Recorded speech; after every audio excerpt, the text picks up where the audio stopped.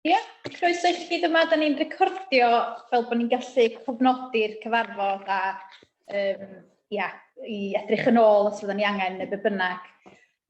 Croeso i chi gyd yma. Chi gyd yn abo fi, dydach Catrin, dwi swyddog Partneriaeth Yr Wyddfa. A na i basio drosodd i chi, John. Cadeirydd. Diolch Catrin. Croeso i chi gyd ac diolch am eich mynadd tra bod ni'n sortio'r heriau technegol. Mae'n ffordd pwysig o sort of datblygu cyfarfodydd i cael sort of capacity i wneud cyfarfodydd hybrid oherwydd yn amlwg mae'n hwyluso rhai ohonoch chi mynychu ac so gobeithio wneith hwnna gweithio'n iawn i ni ac o'n i'n mynd i ymddiheuro am bod yn hwyr. Nes i gadael ti 8 o'r gloch bore yma, ond croesi bod y menau a hyn o bryd yn her hefyd. So dwi falch mod i wedi cyrraedd mewn pryd i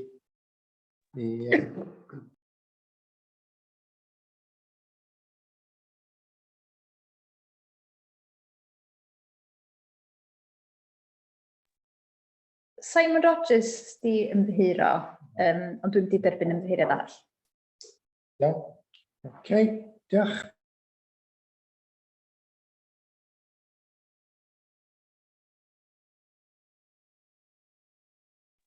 Ar y strategaeth parcio a trafnidiaeth ac dwi'n cymryd Angela a Catrin sy'n mynd i wneud hwnna. Ie, wna i jyst rhannu'r sgrin wan. O, mae'r maws ma'n sensitif.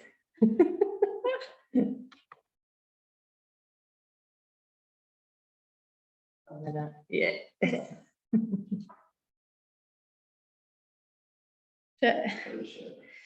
Sgyd ti feidio hwnna? Na, goes. Sorry. Sorry. Dyna ni. Reit. Gwna i jyst roed o yn presentation mode, ie?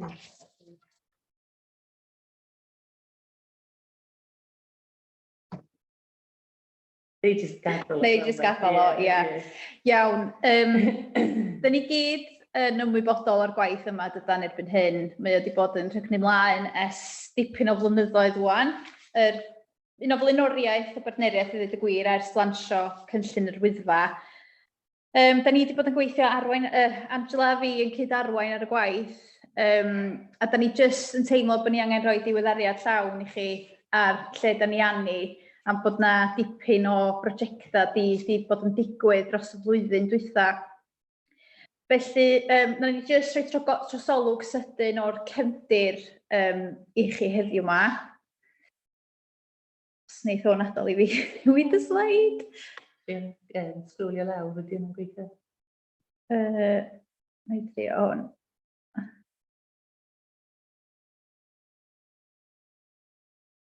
Reit. Ia, fel o'n i'n dweud, mae o yn flaenoriaeth a wedi cael ei nodi yng Cynllun yr Wyddfa ar ôl proses o ymgynghori efo chi gyd fel partneriaid ar y cynllun. A siarad efo llwyth o gymunedau lleol ac yn y blaen a llwyth o randdeiliaid a partneriaid ac mi oedd yr heriau parcio trafnidiaeth yn cael ei gweld fel rhywbeth y dylsa ni fel partneriaeth fynd i'r afael a nhw. Felly, eithon ni ati gomisiynu strategaeth a mi gath Martin Higgins Associates i comisiynu i arwain ar y gwaith yna. A wnaethon nhw nodi yr ardal brosiect fel yr ardal yma ydych chi'n weld ar y map. A fel ydych chi'n gweld, mae Ogwen hefyd wedi cael ei chynnwys yn yr ardal oherwydd bod y Sherpa yn gweithredu yn yr ardal ac yn cysylltu'r ddwy ardal. Felly dyna pam bod yr ardal yma wedi cael ei hadnabod. A wedyn, oedd o'n adroddiad ac yn adolygiad cynhwysfawr iawn. A y casgliadau ddaethon nhw iddyn nhw oedd bod yr ardal fewnol, sef yr ardal nawdd ar y map, yn gyrchfan sy'n hollol ddibynnol ar gerbyd. Pan da chi'n meddwl am bobl leol a dwristiaeth, bod sy'n anodd iawn i ddod i mewn i'r ardal heb gar. A bod na ddisgwyliadau hefyd, bod na ddiwylliant o bobl yn just dreifio i mewn a bod nhw'n disgwyl bod nhw just yn mynd i gael lle yn yr ardal ganolog yna, lle, bod na ddim dewisiadau amgen iddyn nhw, a dyna oedd eu meddylfryd nhw. A bod hyn i gyd yn tanseilio'r gwasanaeth bws, a na fysa addysgiadau bychan i'r parcio ddim yn gwneud fawr o wahaniaeth, bod angen newid mawr mwyn creu y gwahaniaeth yna da ni gyd eisiau weld. Felly, a bod na angen newid i arferion pobl, disgwyliadau cymdeithasol hefyd. Wedyn, dydio ddim yn brosiect hawdd i ni, mae o'n ddipyn o her. A wedyn, oedd y strategaeth, fel ydych chi gyd yn ymwybodol, dwi'n siŵr, sori os dwi'n ailadrodd fy hyn y fama, ond mae'n bwysig i ni jyst cael yn atgoffa ohoni hi. Mi oedden nhw'n crybwyll bod ni angen marchnata a chyfarthrebu yn glir, bod parcio yn cael ei leihau yn yr ardal fewnol, a bod ni'n symud y ceir i'r hybiau neu'r pentrefi porth ar gyrion yr ardal fewnol, a mi gafodd ardaloedd fel Betws Coed, Bedd Gelart, Llanberis a Bethesda cath y pedair ardal yna i hadnabod fel ardaloedd fysa medru bod yn hybiau neu yn byrth i mewn i'r parc, lle wrth gwrs, os fysa'r cymunedau hynny yn isio hynny ddigwydd. Lle.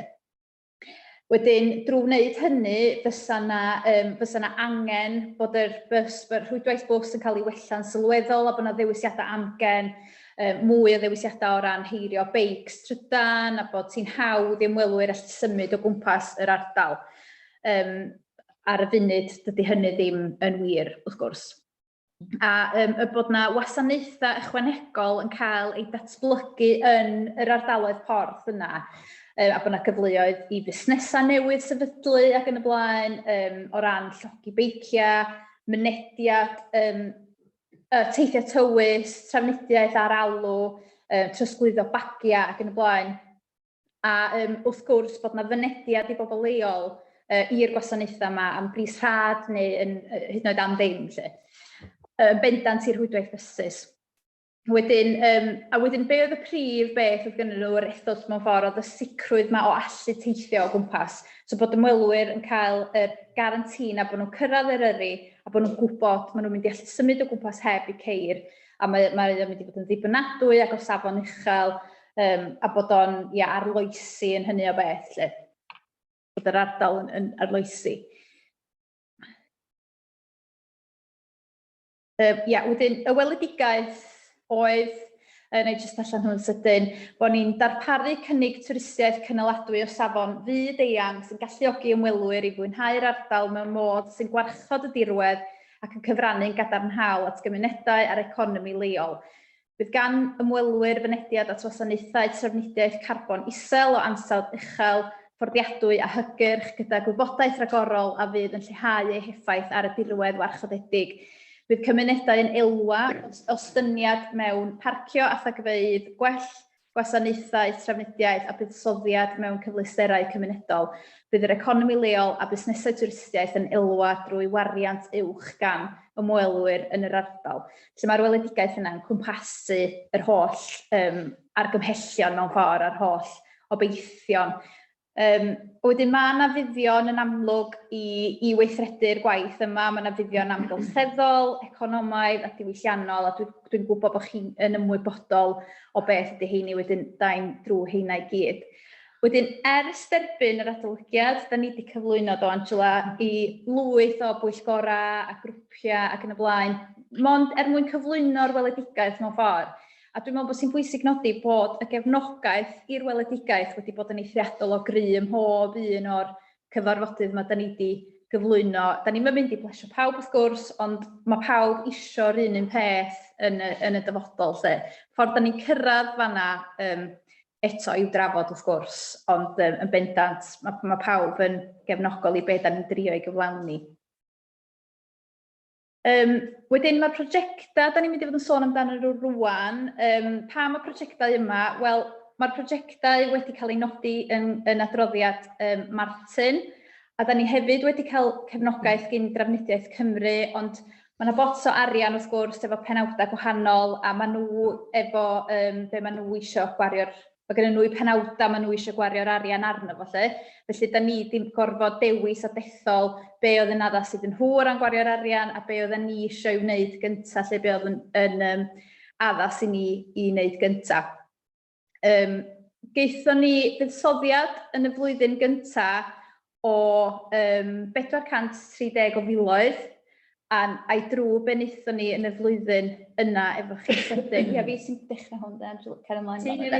Dwi'n hapus i. So wnaethon ni, 2020, wnaethon ni ymgynghori gyntaf, hwn oedd y cam cyntaf un, sef ymgynghori efo cymunedau porth i weld oedden nhw eisiau hyn ddigwydd yn eu cymunedau nhw, oedd gennyn nhw ddeheuadau eraill, oedden nhw'n cefnogi'r weledigaeth, beth sy'n nhw'n licio i weld fel rhan o'r strategaeth.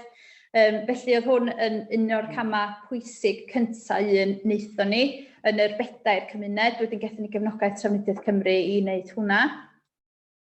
A da ni di adrodd yn ôl ar y cynnwys hwnna i chi. Wedyn os ydych chi eisiau cael eich atgoffa, os na ydych chi wedi cael neu eisiau cael eich atgoffa o gynnwys yr ymgynghoriad yna, cysylltwch efo fi a mi ai drwyddo fo efo chi.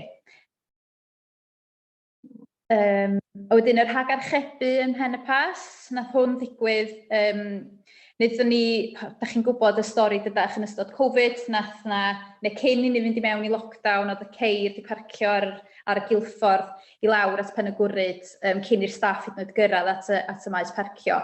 Wedyn, oedd rhaid i ni roi mesurau diogelwch mewn lle a cau yr maes parcio ar y cyd efo Cyngor Gwynedd a'r heddlu hefyd. Wedyn dyna neithpwyd, a wedyn yn sydyn iawn nathon ni dreialu ryw system rhagarchebu ar Eventbrite, a jyst rhywbeth dros dro, lle jyst o ran trio lliniaru'r problema, a nathon ni weithio'n reit dda, nathon ni wneud o 2 benwsos yn mis Awst yn ystod 2020, a wedyn wnaethon ni ati wedyn efo cefnogaeth Llywodraeth Cymru, neu Trafnidiaeth Cymru, wnaethon ni ddeud i roi system fwy barhaol mewn lle just park. A dyna sydd mewn lle ar hyn o bryd. Gwelliannau gynigion rhwydwaith beicio a llwybrau cerdded hefyd, mae hwn wedi dod o'r gwaith ymgynghori na mae pobl wedi gallu rhoi ei barn ar pa lwybrau sy'n nhw'n licio i wella a sut gysylltiadau sy'n nhw'n licio i gweld rhwng ardaloedd ac yn y blaen yn dyfodol. Wedyn mae'r gwaith yma yn mynd yn ei flaen hefyd, a mae Pete a Adam a Angela wedi bod yn ymwneud efo'r gwaith yna.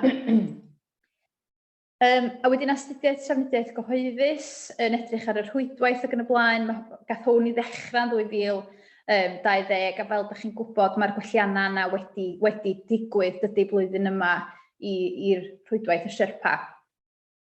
A na fo, trosglwyddo i Angela. Ie, wel, nesaf dwi'n meddwl, ond so dyn ni wedi cael fwy o buddsoddiad gan Trafnidiaeth Cymru wrth gwrs, a mae Smart Parking wedi cael ei apwyntio i sefydlu sensors, sa'n siŵr os ydych chi wedi weld hyn, ond maen nhw yn meysydd parcio ni i gyd o gwmpas yr Wyddfa ar y foment. So y bwriad efo hyn ydy bod ni'n cael data fyw a gallu deall yn gyson pa fath o ceir a pa fath o traffic sydd yn dod i fewn, faint maen nhw'n aros amdan, ac hefyd mae'n rhoi wybodaeth diddorol i ni os maen nhw'n aros dros nos hefyd. So, bwriad tymor canolig efo hyn ydy bod hyn yn cael ei arddangos ar wefan ni ac yn galluogi pobl i wneud penderfyniadau fwy gall a maen nhw'n dod i fewn i'r ardal. Ond y bwriad tymor hir, allan ei sôn am hyn nes ymlaen hefyd, ydy bod hyn mynd i arddangos ar arwyddion pan mae pobl yn actually dod i fewn i'r ardal. Sort of NCP style-y kind of thing, ond ie, na i siarad fwy am hwnna mewn munud. A wedyn, ar y sleid nesaf, dwi'n meddwl Catrin, os mae'n mynd, mae Trafnidiaeth Cymru hefyd wedi wneud, fel oedd Catrin yn sôn, am y Public Transport Study. Maen nhw wedi ehangu hyn i wneud Parking Management Study. Mae hyn tra allan o kind of ddwylo ni, really, achos mae hyn yn mynd yn bellach na ein ardal ni, ac wrth gwrs yr ardal, dyn ni wedi penodi fel yr ardal fewnol yn y astudiaeth cyntaf. Mae hyn yn yn cysylltu hefo North Wales Metro, sydd kind of prosiect mawr, mae Trefnidiaeth Cymru, Llywodraeth Cymru yn gweithio arno fo. So mae nhw yn edrych ar datblygu hybiau trefnidiaeth yma yn Porthmadog, Caernarfon a Bangor. A wedyn mae Bangor, sy'n siŵr, os ydych chi wedi cael ymgynghoriad trwy e-bost gan Trefnidiaeth Cymru, os ddim, mae'n rhannu fo efo chi gyd. Ond jyst un cyffredinol ydi o, maen nhw'n sbio at Bangor ar y foment fel hyb mawr i fewn i Gogledd Cymru, a maen nhw'n chwilio am syniadau am sut geith hwnna i ddatblygu dros y blynyddoedd nesaf, neu be mae pobl eisiau weld yn yr ardal. Wedyn, y sleid nesaf, cafodd y gwasanaeth bus, dwi'n meddwl ydy'r un nesaf. So eleni mae hyn, y Mae'r Wyddfa, os da chi gyd wedi weld y branding newydd yma, livery newydd yma sydd yn o gwmpas y lle, mae Cyngor Gwynedd a Trefnidiaeth Cymru wedi gweithio ar hyn. So, bwriad wrth gwrs ydy cynnig mwy o wasanaethau a well integreiddio hefo systemau trefnidiaeth cyhoeddus arall. Enghraifft, o'n i yn Betws y Coed do, ac oedd y Mae'r Wyddfa yn pigo fyny pobl yn dod oddi wrth y tren o Llandudno, a dyna'r bwriad ydy wella yr amrywio'r mynediad efo'r tren hefyd a cysylltiad efo'r bws yn fanna. Mae'r livery yma hefyd i fod amlygu ar ddangos i bobl yn fwy glir sut allan nhw cael y bws i ardal yr Wyddfa, wrth gwrs. Maen nhw hefyd wedi cychwyn gwaith ar llochesu buses o gwmpas yr ardal. Eto, sy'n siŵr os ydych chi wedi gweld bus stops newydd yn pobi fyny, a hefyd mae yna rhai hefo wybodaeth byw ynddyn nhw. Mae Pete fi wedi sôn bod hwnna jyst yn rhywbeth, dyn ni wedi wytred am hyn am blynyddoedd rili, mae o'n neud gymaint o wahaniaeth. A mae staff ni yn ganolfan Beth Galed wedi dweud, mae wedi gwneud gwahaniaeth iddyn nhw hefyd gallu dweud i bobl, mae'n actually deud ar y sgrin mae pryd mae'r bws nesaf yn bod, so mae hwnna'n hanfodol, dwi'n meddwl. Mae Trefnidiaeth Cymru hefyd wedi buddsoddi i fewn i gwasanaeth bws peilot newydd sydd yn rhedeg o Bangor i Corwen pob 2 awr, sef y T10, a mae hwnna'n mynd trwy ardal Ogwen. Ac eto mae hwnna wedi cael ei derbyn yn rili dda yn yr ardal. Ac dyn ni wedi bod yn cydweithio hefo Partneriaeth Ogwen wedyn yn Bethesda, sydd wedi llenwi fewn y bylchau o Bethesda i fyny at Ogwen pob hanner awr. Maen nhw wedi rhedeg bws trydanol i wneud hyn. So eto, mae hwnna wedi mynd yn rili dda dros y blwyddyn yma, a dyn ni gobeithio i wneud gwasanaeth hyd yn oed well blwyddyn nesaf. Be dyn ni wedi weld eleni ydy bod lot o pobl leol wedi bod yn defnyddio'r gwasanaeth yna, ond does dim llawer o ymwelwyr yn gwybod amdano fo. Dyn ni wedi gweithio hefo Partneriaeth Ogwen yn barod ar cynllun cyfathrebu ar gyfer blwyddyn nesaf sy'n mynd i rili hybu y gwasanaeth ffantastig yna. Ac dyn ni wedi bod arno fo fel adran, ac oedd o'n rili diddorol achos pan nathon ni arno fo, oedd 'na dipyn o bobl jyst yn y bus stops yn wytsiad am bus i troi fyny, ac yn hyderus fydd na un yn troi fyny mewn rhyw hanner awr. A dyna'n union beth dyn ni eisiau hybu yn yr ardal. Ac jyst un peth arall am hynny hefyd, mae lot o arweinwyr mynydd wedi bod yn defnyddio yr bws trydanol yma a dringwyr.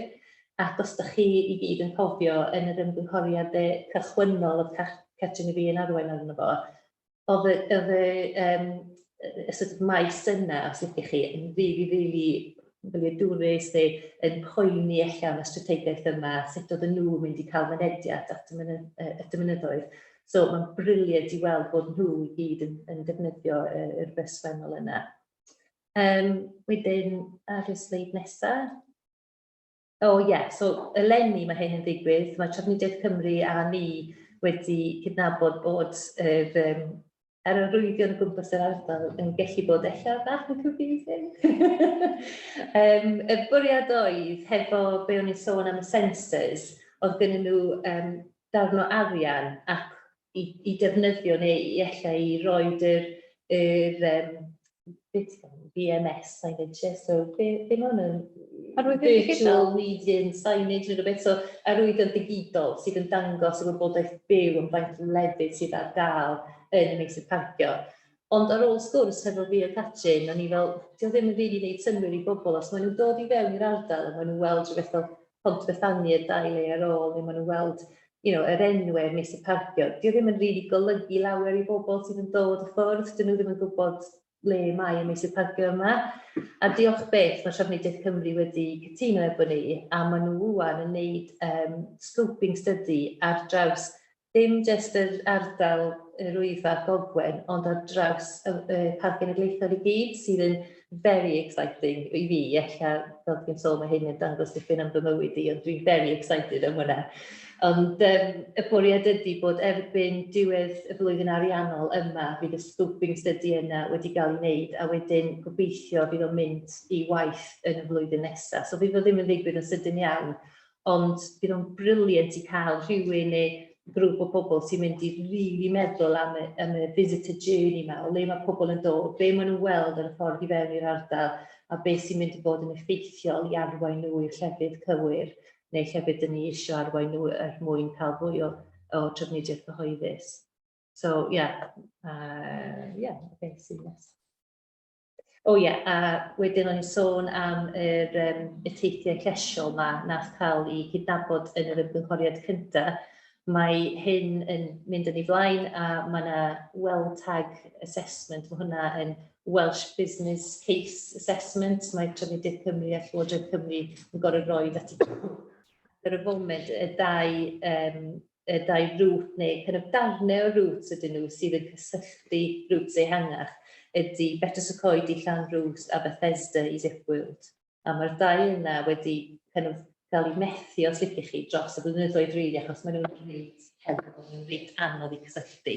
So, dyn ni wedi rhoi y herna i Trafnidiaeth Cymru i trio wneud yn siŵr bod y llwybrau yna i gyd yn cysylltu efo ei gilydd. Wedyn, sleid nesaf. Y darn ola rili o integreiddio'r wybodaeth o'r sensors, fel o'n i'n sôn, sy'n cael ei gasglu, ydy i dangos hyn ar wefan yr awdurdod mewn ffordd hawdd i ddefnyddio. So mae smart parking a pobl sy'n gweithio ar wefan ni yn gweithio ar opsiwn gorau rili i weld sut mae y wybodaeth hon yn mynd i edrych ar y ffordd fwy a defnyddio i bobl actually cael gafel ohono fo erbyn tymor nesaf. So un peth sydd yn bwysig wrth gwrs, natur parcio trafnidiaeth yn yr ardal, dyn ni gyd yn gwybod, dim ni fel awdurdod a dim ni fel partneriaeth sydd yn gyfrifol amdano fo, so dyn ni gorfod gweithio'n agos iawn hefo y cynghorau lleol, ac wrth gwrs dim ond cyman bach rili o'r holl adnoddau sydd yn perthyn i'r awdurdod. Felly mae yn hanfodol bod yna grŵp yn arwain ar hyn, a dyn ni wedi bod yn sôn am hyn am dros flwyddyn, a diolch beth wan, mae'r grŵp yma wedi cael ei sefydlu, fel ydych chi'n gweld, grŵp darparu parcio a chludiant Gogledd Cymru. A mae hwnna'n cynnwys, wrth gwrs, Cyngor Gwynedd, Cyngor Conwy, ni a Trafnidiaeth Cymru, a Trafnidiaeth Cymru sydd yn arwain y grŵp yma, sydd yn greu eto, achos maen nhw wedi cael y profiad o wneud hyn yn lefydd ac yn ardaloedd wahanol. Mae o'n cysylltu hefo strategaethau arall sydd yn bodoli yn yr ardal, enghraifft Metro Gogledd Cymru ac strategaeth ar gyfer economi ymweld cyngladwy Gwynedd ac Eryri, sydd yn rhywbeth dwi wedi bod yn gweithio ar efo Cyngor Gwynedd a Conwy gobeithio yn y pen draw. So, fel ydych chi'n gweld ar y sgrin yma, y cyfrifol So, maen nhw'n ganolbwyntio yn bennaf ar datblygu cynllun ni-sti, ond wrth gwrs i wneud yn siŵr bod o'n cysylltu ac yn cyd-fynd efo pob dim arall sydd yn esblygu os liciwch chi yn yr ardal. Dyna fo dwi'n meddwl, dwi'n siŵr. Sori am hyn. Dyma dyn ni'n gweithio ar y foment, so parhau amlygu i gweithio datblygu y canolfannau hubs. Mae hwnna wedi sort of drosglwyddo i Trafnidiaeth Cymru ar y foment, ac wrth gwrs mae hyn i gyd i wneud efo buddsoddiad a arian, achos fel ydych chi gyd yn gwybod, does gennym ni ddim masif pot o pres i roed hyn ar waith yn anffodus. Gweithio ar y active travel projects fel ni'n sôn. Ac efallai mae'n rili werth i chi gwybod, os ydych chi ddim yn gwybod yn barod, mae gennym ni grŵp penodol sydd yn cyfarfod pob mis i edrych ar beth sy'n digwydd yn ardal Nant Gwynant ar y foment. Dwi'n siŵr bod chi gyd yn ymwybodol bod na wedi bod yn problemau eithriadol ar ran parcio trafnidiaeth yn yr ardal yna. So mae ni fel partneriaeth i gyd a'r cymuned hefyd wedi bod yn cyfarfod yn gyson. A mae gennym ni'r un beth sydd yn digwydd ar gyfer ardal Ogwen. So eto Trynrhywyd Agency a Partneriaeth Ogwen, a dyn ni gyd yn yr Conwy a Gwynedd ac yn y blaen, dyn ni gyd yn rhwng yn fanna. A mae o'n rili dda jyst i cael touch base pob mis a wybod a rhannu wybodaeth efo pobl, achos fel dyn ni wedi weld, does dim digon o hwnna wedi digwydd yn y gorffennol eich. Trio trafod gyda Trafnidiaeth Cymru prosiectau sydd dyn ni eisiau nhw blaenoriaethu ar gyfer y flwyddyn ariannol nesaf. Dwi'n meddwl mae'n rili werth i fi sôn, a dwi'n eisiau gorffen ar nob negatif, achos gobeithio ydych chi'n cytuno bod na lwyth o waith da wedi ddigwydd. Ond wrth gwrs, dyn ni'n mynd i weld heddi ariannol enfawr dros y blynyddoedd nesaf, Llywodraeth Cymru a Trafnidiaeth Cymru. So, dyn ni ddim yn ffyrdiog ar y foment bod ni'n mynd i cael pres bendant ar gyfer y flwyddyn ariannol nesaf. Dyn ni'n gobeithio byddwn ni a mae yna digon yn mynd ymlaen yn yr ardal ar ran trafnidiaeth. So, a maen nhw'n weld y prosiect ni fel kind of flagship project mewn ffordd, achos maen nhw wedi gwneud lot o pethau'n barod. So, ond mae hwnna'n dibynnu yn hollol ar beth sydd ar gael trwy Llywodraeth Cymru. Ond eto, mae yna pethau exciting allan dros y misoedd nesaf. Mae gennym ni road review panel wedi bod yn gyfarfod, ond mae'r adroddiad yna'n dod allan yn y mis nesaf, be dwi'n deall, a mynd i deud lwyth am sut mae trafnidiaeth mynd i edrych yn y dyfodol i Gymru. Ac hefyd mae'r Transport Commission Gogledd Cymru yn cyfarfod ar hyn o bryd. Mae Catrin a Helen wedi bod y gyflwyno iddyn nhw am ein prosiect ni. So eto, mae hwnna'n peth rili dda i ni bod ni wedi gallu mynd yna ac yn roed case ni ymlaen iddyn nhw, ac oedd nhw efo lot o diddordeb i glywed amdano fod oedd. So, dyna le ydyn ni. Gobeithio hwnna'n digon gymwysfawr a dyn ni'n hapus i ateb unrhyw cwestiynau, wrth gwrs. Diolch yn fawr iawn, Angela a Catrin, wrth gwrs. Cyn i ni gofyn am cwestiynau, ga i just checio bod pawb sydd ar-lein wedi cael y cyflwyniad a'r gyfieithiad yn iawn. Just rhoi bawd fyny neu rhywbeth, os mae Bob ddim yn gweithio. Cool. Greit. Da iawn. Job da. Rhai sydd nath trefnu hwnna. Greit, OK. So, mae llaw fyny gyn Molly, so dwi'n cymryd cwestiwn, Molly? Yeah, sorry, I'll do it in English just because it'll be easier for me. So you sort of half answered my question already, and Angela and I have already spoken before about some of the issues that we've come across, none of which are massive, to be honest. We're really proud of this project. We're really proud to be involved in it, and I think the work that's been done under it has been fabulous, really, really good.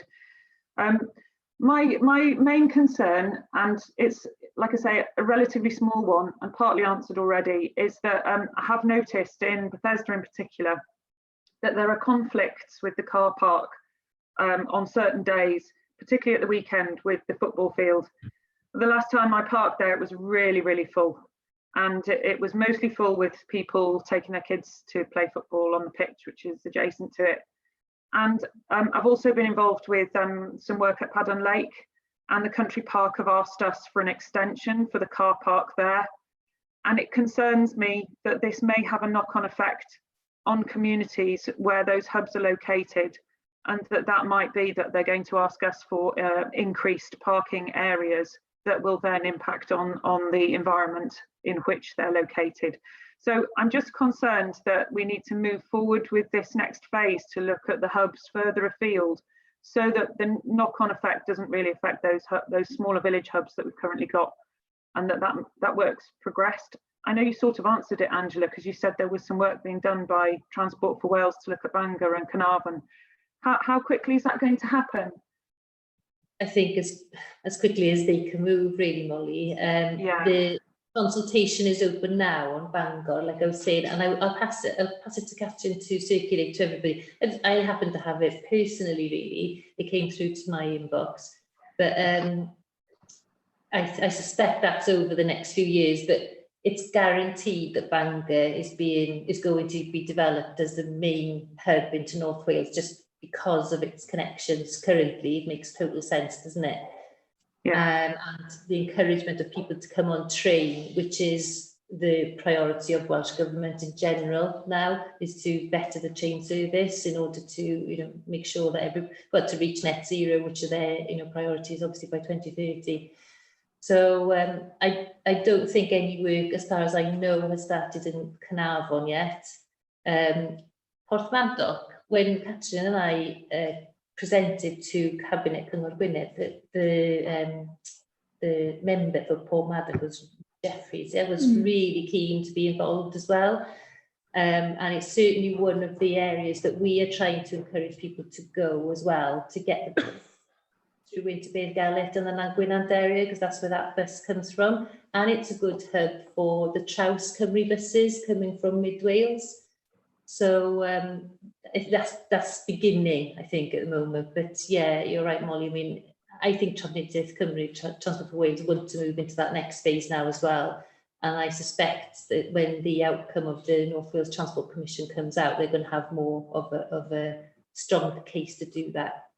Yeah, I think just one thing to be aware of is there might be this short period where there is an impact on local communities that we weren't necessarily prepared for, that might involve quite serious congestion, particularly if we have a really good summer again where we have a massive influx of tourists, and that might be something we need to field. I'm not sure that I don't know. Well, I'm pretty sure that I don't think that we should be building more car parks in those hubs. I think we need to be discouraging that, because more car parks just means more cars, and that's what we need to be working to move away from. But it's going to be hard to field that for a couple of years until the next level of hubs in the bigger areas are located, I think. So we'll have this conflict, I think, for a little while. We need to try and work out how we might manage it more effectively, perhaps. It might be signposting people to other available car parks in those communities other than the ones that they've already earmarked. In Bethesda, there are 2 or 3 other car parks that could be used that aren't currently used to full capacity, but aren't promoted for park and ride either. So that could be one option, I don't know. Yeah, that's something we can chat with Partneriaeth Yr Wyddfa about for the next season, because they just a piece of good news. I mean, I've told Angela already, but we catch the bus frequently, and the T10 was absolutely rammed to the gills when I last used it at 8:45 in the morning to go up the valley to walk home over the tops, and people had travelled from London. So I was really quite impressed with that, and I think we should just all pat ourselves on the back for the project and the way it's gone, really. You guys in particular, it's been brilliant. Thank you. Diolch Molly, sylwadau pwysig a diddorol. Pete. Gen I jyst rhywbeth bach. Oedd y ffordd yma eto 2 mlynedd yn ôl wedi trafod y peth ochr gorllewin y Wyddfa, lle mae'r tren o Gaernarfon o Highland ac ar y blaen. I gael, a nath ni sgwennu iddyn nhw gofyn sa'n nhw'n styried gael walkers tickets i'r Gaernarfon fel base. Welsh Highland wedi bod darn o trafodaeth o gwbl. Cos mae ochr gorllewin mewn ffordd mae'n cynnwys yndi way fawr efo stop. Mae'n môl ac ar y blaen. Hwyl goch. Mae Cwellyn, Sun Ranger, a hefyd Rhydy, a hefyd Beirgellet. So, sa'n ni gael nhw on board a datblygu rhyw fath o walkers tickets neu rhyw rhaglen gyda nhw. So Gaernarfon yn home-based da. Maen nhw wedi bod yn, nath un o tîm Martin gysylltu, oedd o'n arbenigwr ar trena ac yn y blaen, nath o gysylltu efo nhw. Maen nhw wedi cyfrannu tuag at yr adroddiad yn y dechrau, ond lle bod yna sgwrs arall i gael efo nhw, yn enwedig os oes ddatblygiadau efo Bangor a Caernarfon. bod ni'n sgwrsio efo nhw. Ges i sgwrs efo cwbl, eleni oedd yn sôn, achos oedd na tocyn ar gyfer bwrdd leol, dwi'n meddwl, anffurfiol ella oedd o, rhyw bris. Ond eich maen nhw wedi gorau lleihau y nifer o actual trains maen nhw wedi rhedeg ers Covid. So eich maen nhw rhyw bwysau nhw oherwydd amlwg yn ariannol. Ond mae'n werth ail agor y trafodaethau wan i weld. Just up yn un notch. Next level. A rhyw fath efo nhw'n cario beics ac yn ymlaen hefyd. Cos dydyn nhw ddim yn arad. Diolch, Pete. Pete. Oes yna cwestiwn arall? Lynn? Yes, thanks. I think the consultation in Better Secoid highlights the tensions between communities and businesses potentially. And I understand what came through the initial or the follow-up consultation was that the community didn't want to see Better Secoid any busier. But what's clear from the strategy is that you are gaining momentum and there is a shift of vehicles from the inner circle and obviously a desire to ensure that more and more visitors to the area by car are using the transport, the public transport. And I was just reminded about the visions about increased parking in gateways and the local economy capturing more visitor spend. And as what's just been highlighted as well, is that Better Secoid has the only mainline train station within the national park. And if Welsh Government is prioritising visitors to arrive by train, then it's obvious that Better Secoid remains an eastern gateway for the national park. But as this project gains more and more momentum, there is the risk that cars that would have left the village during the day are now static and remain in the village, and therefore reduce the amount of parking for the other visitors to the village. So in recognition of that, and part of the obstacles in the past about the Green Key scheme was the risk of lots and lots of cars being parked in Better Secoid all day and not actually spending any money until they return. So I'd like to know, I suppose, where we are with the strategy for Better Secoid. Is there a clear strategy? And how do we bring those elements together, recognising that it is the main eastern gateway from both the south and the east for the national park, as well as being the train hub? And we've had, well, Katrin and I have spoken to lots of different people and tried to scope potentially areas for long-term parking, which is what came through very strongly from the consultation in Better Secoid, was to move that long-term parking to the outskirts of the village so that you could keep the parking available for people to be more transient during the day and higher turnover. So we've spoken to numerous people. It's just that it's extremely restricted in the area, as I'm sure you know.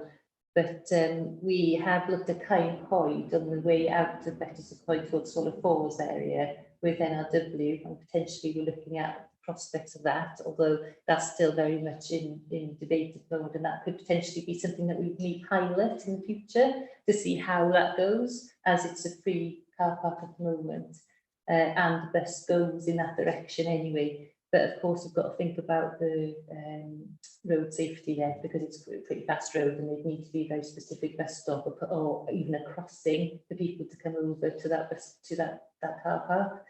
So that's a potential, is to pilot micro parking projects like that to see how it works, and then to really learn from them, and hopefully then to see how that impacts the area. But the Deputy Environment Minister was in Better Secoid yesterday, caught the train and went on the bus from Better Secoid over to Llanberis.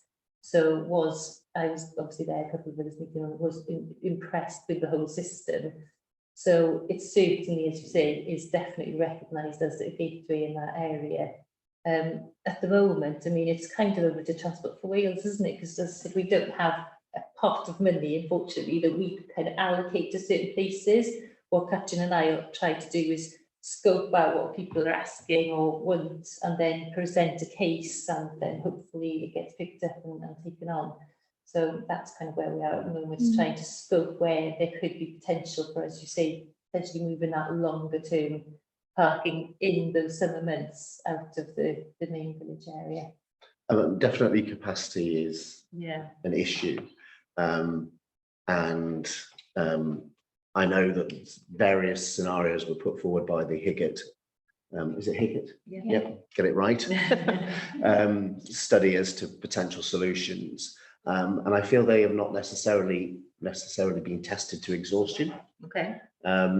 Yes, I understand there was a consultation, there was some reaction to that from the community, but if we're really talking seriously about making inroads into sustainable transport and viable local economies, there is the obstacle that, or the reality on the ground is that we do have a mainline train station and a visitor car park. What the question is the capacity of those two and their synergy to be able to work together. Yeah. And I feel that that's yet being tested to exhaustion, rather than it being put to a consultation in a rather informal way, which is fine because it's human to human, and that strategic decisions have been made on that, but that interaction was overlaid by the aftermath and the experiences of COVID, which for various communities was very distorted. And I feel that we're moving beyond that now. Okay. And maybe that's something that needs to, if the strategy is going to be successful, is that it's no stone left unturned. Okay. I certainly think that's something that we should bring up with the delivery group that we mentioned, and because obviously Economy Council are on that as well. And then potentially that goes to the wider North Wales planning group as well, because looking at the best hubs into the area. But yeah, we can pass that on. Yeah. Because there's also opportunities to build in facilities because it's within the settlement that you wouldn't necessarily build into want to build into a car park that's in the forest. Yeah. Just because of a structural and a planning point of view. Okay. Yeah, good point. Yeah. Diolch, Glyn. Dwi'n meddwl mae hwnna'n bwynt pwysig. Da ni gyd yn gwybod fod sort of gwaith ymgynghori di bod yn gwaith da, ond mae hefyd amser yn ôl wan. So mae cadw sort of cyfathrebu trafodaeth fyw yn pwysig iawn. Diolch. Gwynedd? Sydyn iawn, beth fi, oes hwnna'n addawol iawn o pethau mynd yn dda. Ond o ran yr app yna, smart parking ys di alw'r app yna, Angela. Fi newydd rhoi mewn yn ffôn o'r ffiglan am ffôn yna. A diolch yn allan efo'r reviews da iawn, so hynny yw, mae bobl yn gweud bod y peth yn gweithio. Ond ai hwnna yw smart parking S3, mae'n dod i fyny fel fi fel de. Dwi'n meddwl hwnna yn bosib i chi weld y sgrin na lle. Hwnna fos yna, hwnna yw. Dwi'n gweld y sgrin yn iawn, ond mae'r sleid yn bach yn gamarweiniol, achos dim dyna dydd enw fo. Smart Parking di'r cwmni sydd yn gwneud y sensors ac yn y blaen ac yn datblygu'r dechnoleg ar yn rhannu. Ond enw'r app ydi Parcio Eryri Snowdonia Parking. Ia, parcio Eryri, mae'n rhoi fyny'n sydd. Ia, efo fatha P. Ia. Mae'n ddim seren, da iawn, fantastig. Hapus Gwynedd? O, hapus iawn, John, os ydyn hapus iawn. Dwi'n falch o glwad. Okay. Yeah, I Better. just wanted to second the comments about betters and the concerns about changing existing car parks, and it comes into what Molly was saying as well. If we're going to look, I think we need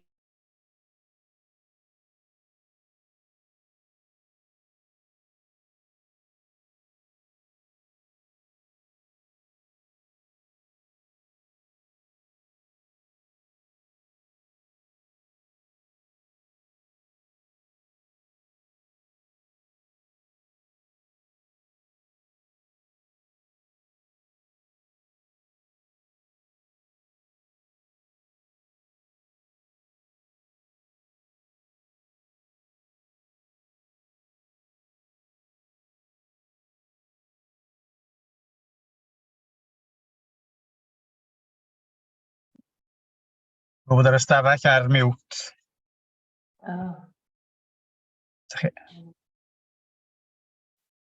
Back on.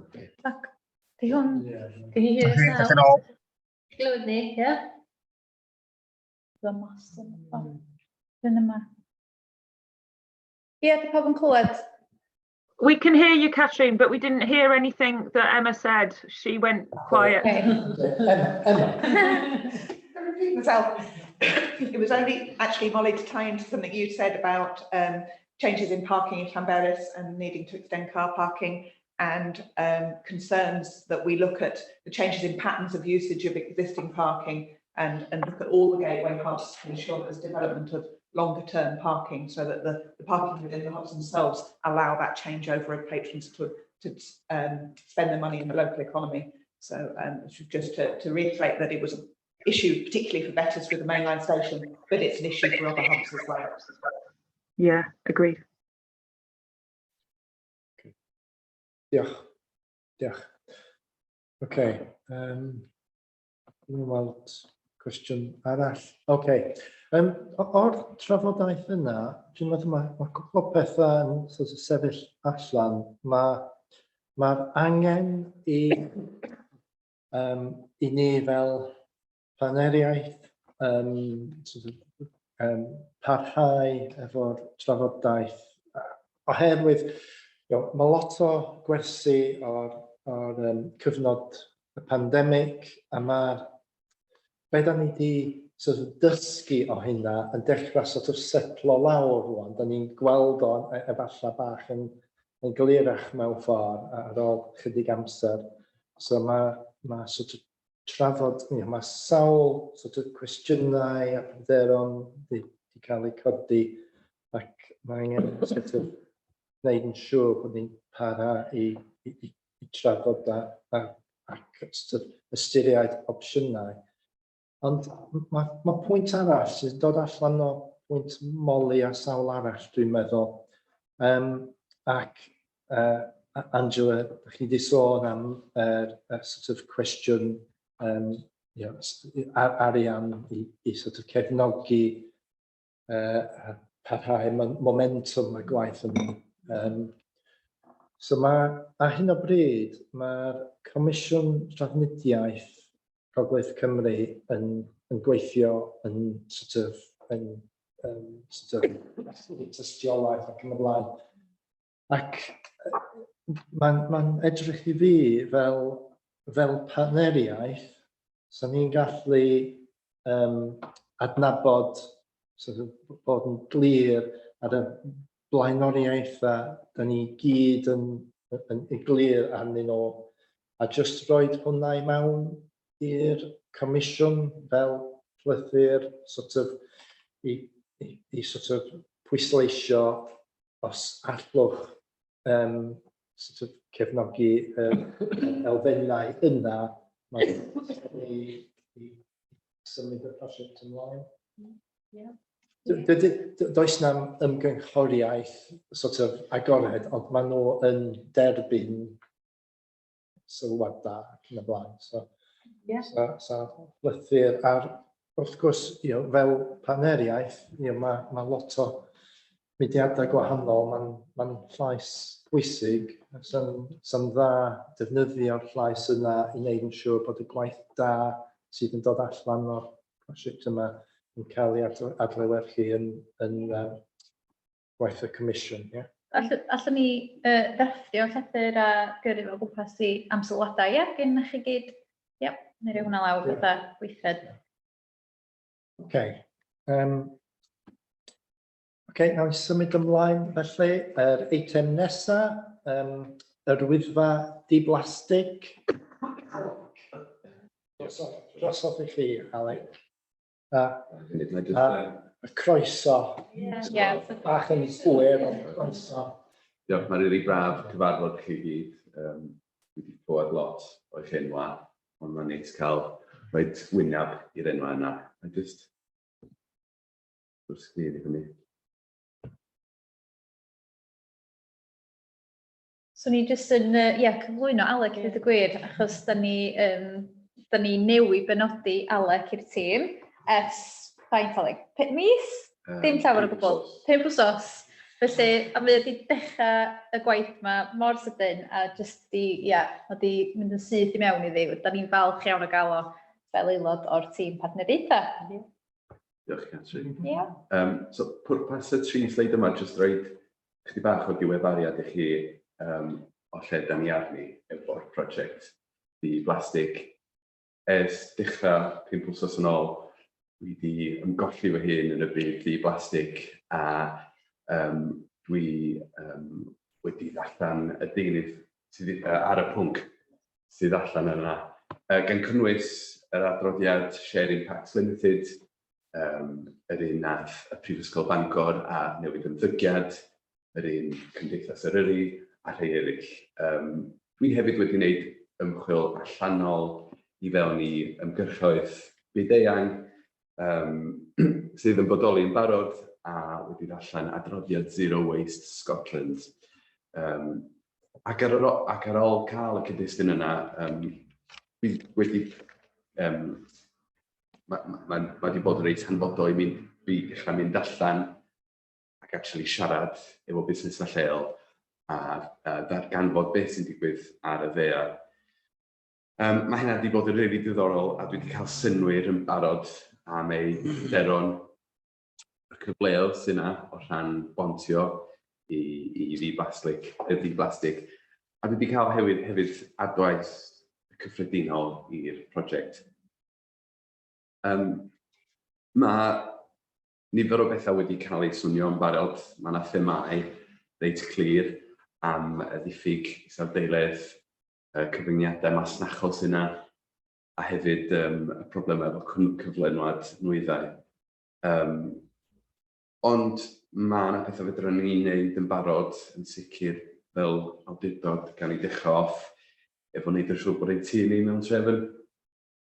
A byddwn ni'n wneud hynna trwy wneud audit o'n canolfanna a cael gwarad o cynnyrch a thecnnig plastig un tro a trealu rhai o'r cynlluniau da ni'n mynd i argymell i busnesau cymryd on hefyd.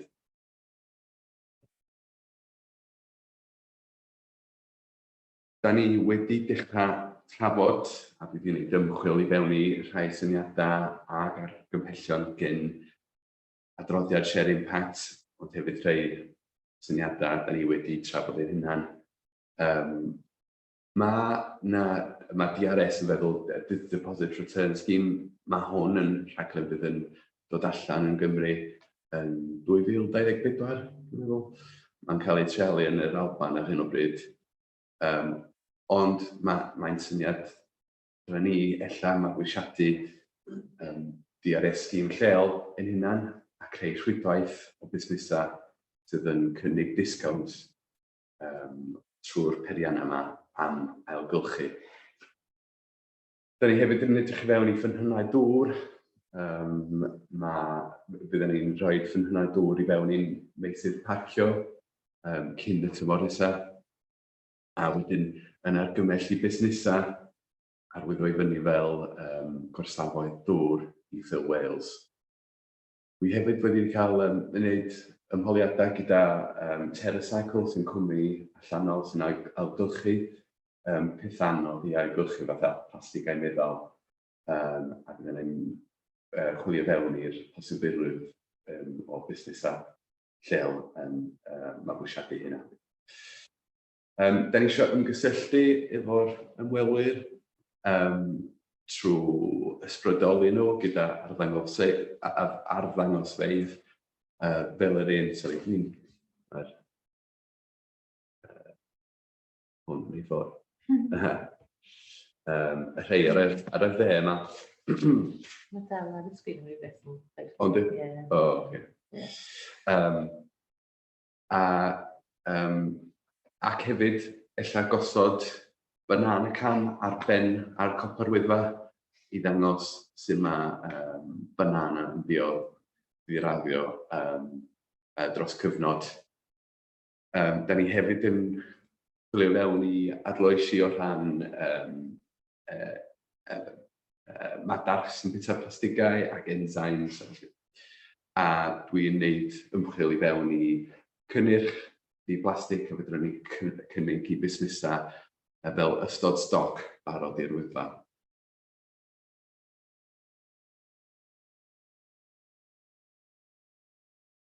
So, camau nesaf, ar ôl casglu'r adborth gen y busnesau lleol, ac wedyn ni cael y llun llawn, byddwn ni'n mynd ati i ddiffinio criteria ac ystyried wir di-blastig.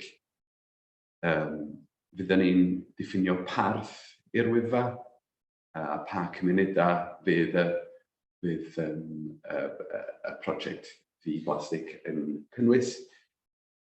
A wedyn fyddwn ni'n cynllunio cynllun wobreo i busnesau lleol hefyd. Ar ôl i ni cael ymrwymiad busnesau, byddwn ni'n creu cymuned allan ohonyn nhw, grŵp, lle byddwn ni'n gallu trafod syniadau, rhannu pryderon a addysgu yn gilydd ar bontio i di-blastig. Ella fydd rhaid i ni ailfeddwl sut da ni'n cyfarthrebu efo ymwelwyr ar y pwnc osbyrial, a byddwn ni'n diffinio egwyddorion newydd. Ac hefyd adeiladu strategaeth ymgysylltu rili clir ac arloesol i wneud yn siŵr bod ni'n ysbrydoli pobl i newid eu ymddygiad.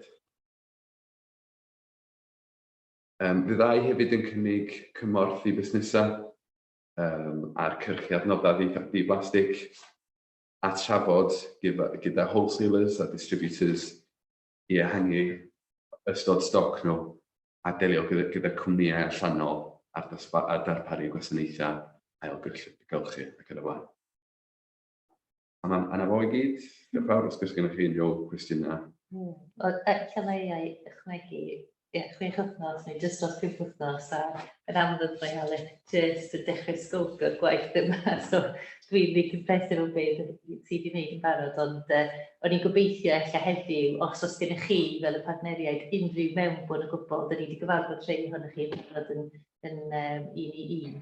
Ond unrhyw beth ydych chi eisiau codi efo Alec, neu syniadau, neu unrhyw beth ydych chi eisiau fo i edrych i fewn iddo fo, jyst please, neu amlwg cysylltu efo fo dros e-bost neu be bynnag. Ac hefyd, ti wedi dechrau mynd allan y gyfarfod efo tirfeddiannwyr a llwybrau doedd, a ti wedi cael syniad da yn barod am y fath o heriau mae nhw yn wynebu yn y ardal. So, mae'n definitely just ar y scoping at the moment, so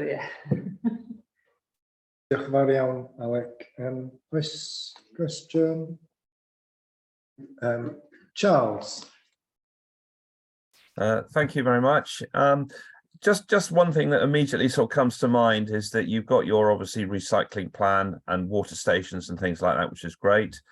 However, up on the top of it with the cafe, water supply, in my view, is going to be problematical to get thing out there. And clearly, when I've been up there in the past, there's been a lot of Coke bottles being sort of dished out in the cafe. Obviously, they're plastic.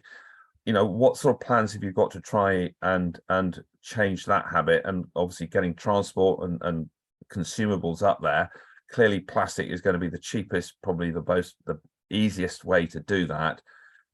Doing anything else, I suspect, is just going to add a significant cost, having to get it up in the train and everything. So what sort of ideas or plans or initial views do you have on that? Nice, easy question from Charles there, thank you. Ti eisiau fi ddechrau gyntaf, Alec, efo, just o ran yr dŵr. Mi wnaethon ni feddwl am hwn, fi ac Angela cyn i Alec ddod i mewn i'r swydd, ac yn meddwl sa fo'n wych, sa ni'n medru cynnig ffynnon dŵr yn rwla ar y Wyddfa, fel bod pobl yn gallu ailenwi poteli, a sa fo'n mynd yn dda efo'r cynllun, a sa fo'n chydig bach o publicity stunt hefyd, bod ni'n gallu gwneud hynna ar y Wyddfa. So wnaethon ni gael trafodaethau efo Llywodraeth Cymru, Dŵr Cymru, so wnaethon ni hefyd gael chydig bach o arian gan arloesi Gwynedd Wledig i greu tender, fel bod ni'n medru cael arbenigwyr i edrych ar y posibiliadau o ran cynaeafu dŵr glaw, a be oedd y posibiliadau efo hynny mewn lle fel yma, mae yna lefydd fel yn y Senlli a falle yn gwneud pethau tebyg. Ond wnaethon ni ddim cael dim diddordeb o gwbl yn y teder yna, tho allan ar South Wales, a fydd na ddim ymoliadau na diddordeb yna fo o gwbl. Wedyn, da ni wedi kind of parcio hwnna rwsyd do, Angela, da ni wedi feddwl iawn, ella bod ni bach yn rhy uchelgeisiol efo hynna o ystyried yr amgylchedd. Felly, da ni wedi symud ymlaen efo hynna'n benodol, da ni wedi cyrraedd rhyw fath o wal, ac hefyd efo, os da chi yn rhoi dŵr i'r cyhoedd, mae'n golygu bod chi'n gorfod cael swyddog o iechyd cyhoeddus i ddod i dreialu'r dŵr hyn a hyn o weithiau'r wsos, sydd eto mynd i fod yn anodd iawn i rywun o Cyngor Gwynedd ddod i wneud hynna ar y Wyddfa. Felly, ia, wnaethon ni gyrraedd rhyw fath o wal do, ond Alec, na i adael i chdi sôn am ddysgyrsiau di efo'r caffi yn benodol. So, I mean, specifically on the Coke thing, I met with Snowdonia Mountain Railway last week and was fascinated by the numbers of Coca-Cola bottles they sell every year in the 7 months that they operate during the high season.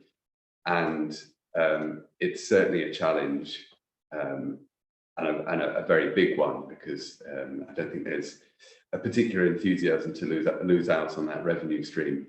So what I've done is I've opened an inquiry with Coca-Cola directly, and I'll be discussing with the business development representatives for the area there to see if there is any chance of an alternative solution, whether that's post-mix, and how that would look with the water supply issues that exist up on Hafod yr Wyddfa. So it's a live inquiry. I'm not sure where it's going to go, but given that they generate so much revenue, I'm sure they're an important customer for Coca-Cola, certainly on a national level, that they would explore a kind of a bespoke solution for them. Na i ychwanegu hefyd, mae'n bwysig i cofio bod yr caffi yn busnes ar wahân i ni mewn ffordd, os gyda ni ddim say yn be maen nhw yn werthu, ond sy'n gwybod mae Alec wedi sôn bod hyn wedi cadw fo heb cwrs gyda nhw yn y noson nosweithio yn barod am yr actual her yma, ond ti wedi bod yn rhaid llwyddiannus i agor y drafodaethau hefo nhw, a maen nhw yn rhaid wyddus i bod on bod hefo'r syniad o fod yn parchu plastig. Mae'n jyst pethau i gweithio ar trwy hynny i wneud i siŵr. Ond eto, dwi'n meddwl mae'n bwysig i cofio, dyn ni ddim yn disgwyl i'r holl ardal bod yn ddi plastig wrth gwrs. Dyn ni'n symud tuag at lleihau y defnydd o plastics un tro, a dyna be ydi o. Wrth gwrs, mae'r teitl o fod yn ddi plastig, be dyn ni eisiau cael allan i hwgio pobl i fewn, ond yn ymarferol bydd o'n rhywbeth sydd yn datblygu dros y blynyddoedd i gallu arwain pobl yn y ffordd tuag at hwnna, bod yn fwy ymgylcheddol ag yn y lafryd. Diolch. Pete, mae'n rili bwysig beth i'n neud, Alec, plannu hadyn efo bobl am y dyfodol hir tymor mewn ffordd. Dyna lle da ni'n dechrau. Da ni wedi bod yn trio cael bobl efo digwyddiadau i newid patrymau efo boteli plastig ac yn fain. Da ni wedi bod wrth nes 5 mlynedd, a maen nhw'n copio Wyddfa, tanciau mawr ac yn y fain. So ddim boteli cael ei defnyddio dyn nhw. So, ond fel dwi'n dweud, o gwmpas y Wyddfa ei hun, ydy just plannu'r hedyn efo cwmnïau ac yn y fain. Dwi'n gwybod mae'n andros o job i symud yn ôl be wedi bod yn gwneud ers 30 years, 40 years. So, mae hwnna'n job. So, da iawn chi, so far. OK, diolch Pete. Yes, Dean. Bore da bawb, dwi'n ymddihiro, dwi'n dibynnu ar signal ffôn, a da chi'n ffodus iawn, da chi'n cael yng ngweld i. O'n i jyst eisiau holi yn amlwg fawn y ddarn y waith, bwysig iawn, a be o'n i'n chwilfrydig i wybod oedd, beth yw'r meincnod sydd gynnwch chi ar gyfer lle da ni'n cychwyn arno fo, lle da ni'n gobeithio gyrraedd, a mae'n debyg beth yw'r KPIs os ydych chi gyrraedd atyn nhw. Wel, mae Alec mewn y swydd am 2 blynedd, so gobeithio erbyn yn erbyn diwedd y 2 blynedd bydd gennym ni y mini prawf a bydd gennym ni y statws i blastig drymynydd mewn lle ond gweithio tuag at hynny dyn ni ar y foment, ac isio ysgrifennu neu cyd-ysgrifennu y meini prawf na rili efo pawb yn yr ardal, efo'r cymunedau, efo'r ymweithwyr, efo'r busnesau, i wneud yn siŵr bod o'n... Achos yn amlwg mae yna statws ddiflastics yn bodoli o gwmpas lle yn barod, ond mae hyn yn unigol i'r Wyddfa, i'r ardal yr Wyddfa. So mae'n mynd i fod yn rhywbeth unigryw i fama. Ac wedyn wrth gwrs yn tymor hir fel Parc Cenedlaethol, dyn ni'n gobeithio byddwn ni'n gallu wedyn defnyddio beth bynnag ydy'r wersio o'r prosiect yma a ehangu y prosiect ar draws y parc neu mewn llefydd arall sydd yn priodol. Felly dyna le dyn ni'n gweithio tuag ato fo ar y foment, os mae hynny'n ateb y cwestiwn Iestyn, ond KPIs rili ydy i gael o leiau i gael meini prawf wedi cytuno, yr parch ei hun wedi cytuno, ac gobeithio cael statws mewn lle. Ie? Diolch yn fawr i chi. Diolch. Diolch am y cwestiwn, Iestyn. Ga i dilyn fyny a gofyn efallai cael y statws yn digon glir, ond dwi'n cymryd bydd y statws ei hun yn cyfro ystod o meini prawf ei hun, sa'n dda sort of cael yr sort of gwybodaeth am be fydd y sort of meini prawf yna cadarnhau y statws sort of thing. Os ca i jyst ychwanegu fan'na, John, mae'n holl bwysig bod ni ddim yn dychryn pobl yn dechrau hefyd ydy a gweithio efo busnesau a peidio geliniaethu neb reit yn y cychwyn. Achos mae'r rhaid iddo fod yn gydweithrediad rhwng ni fel partneriaeth a busnesau os da ni'n mynd i lwyddo wedyn. Mae o i'w sgwennu nhw ar y cyd hefyd ydy efo'r busnesau mewn ffordd hefyd mewn cydweithrediad. Fel nath Pete dweud, mae ateb i'r her yma wedi bod yn sort of gwaith i lot ohono ni dros amser hir. So mae angen bod yn cychwyn ar y sort of taith yma. Ydy'n rhy gynnar sort of gofyn yn fras y sort of canran o'r sort of elfennau gwahanol. Wrth gwrs mae elfennau gwahanol i'r prosiect yma, sef datblygiadau technegol, gweithio efo busnesau, gweithio efo'r cyhoedd, a dwi'n cymryd hefyd gwaith ar llawr ddeiar ac yn y blaen. So ydy'n rhy gynnar sort of deud roughly sut mae'r split rhwng yr elfennau yn mynd i fod? Probably just dipyn i gynnar. Fi di ofyn i Alec just treulio a couple of months gynta really dod i deall be mae pobl yn yr ardal isio, be mae'n ddeud wrtho fo. Ac fel mae Catrin yn deud, i wneud yn siŵr bod pawb yn deall bod ni ddim yn dychryn nhw, bod ni ddim yn just suddenly mynd i ddeud, OK, dos na ddim plastics ar y Wyddfa, dyn ni'n gweithio tuag at lleihau plastics un tro, ac mae yna cefnogaeth yma i wneud hwnna. A wedyn, dyn ni wedi sort of cytuno o mis Ionawr ymlaen, byddwn ni yn ysgrifennu rhaglen gwaith wedyn i Alec yn seiliedig ar be mae'n darganfod dros y misoedd cyntaf yma. So, dyn ni'n mwy nag hapus wedyn ni'n rhannu hwnna. Wrth gwrs, bydd Alec yn pob i cyfarfod Partneriaeth Yr Wyddfa hyn ymlaen hefyd. So, mae hwnna'n cei. Diolch. Ga i just checio fod llaw Iestyn dal i fyny. Iestyn, legacy hand i hwn? Na, o'n i just, ar ôl gweld y drafodaeth, o'n i just yn eitha awyddus, mae'n debyg i ddeall be fydd yn gwaelodlin ni, be fydd y ffigwr ydych chi'n rhagweld sydd yna rwan, sydd angen i addasu. Hynny di, syml iawn o ran diwydiant amaeth, mae defnydd o antibiotic wedi bod yn broblem, a mae o rhywbeth maen nhw eisiau diwydiant symud arno fo. A da ni'n gweld ar hyn o bryd, ers 2014, mae'r defnydd o wrthbiotic wedi lleihau o 55%.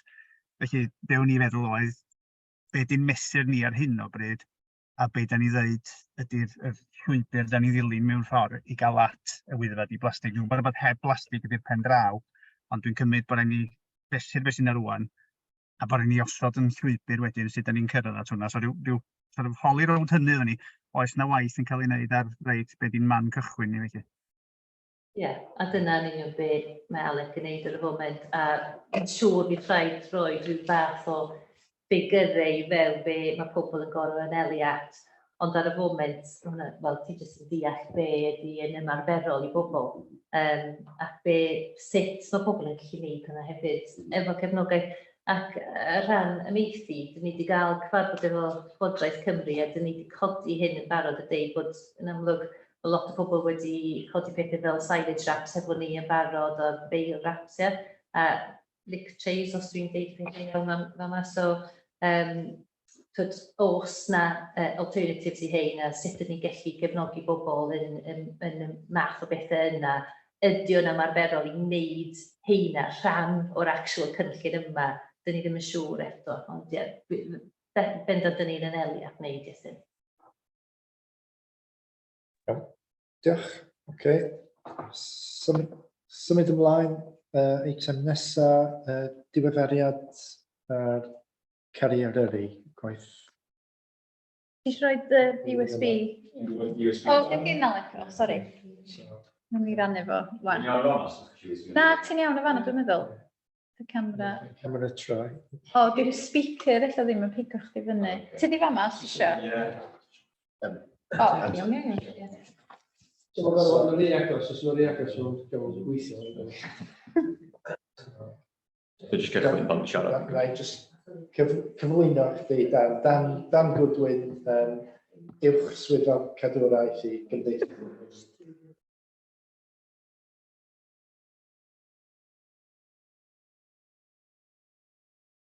Cael ei lwytho, dwi'n meddwl, sy'n mynd i disgwyl i.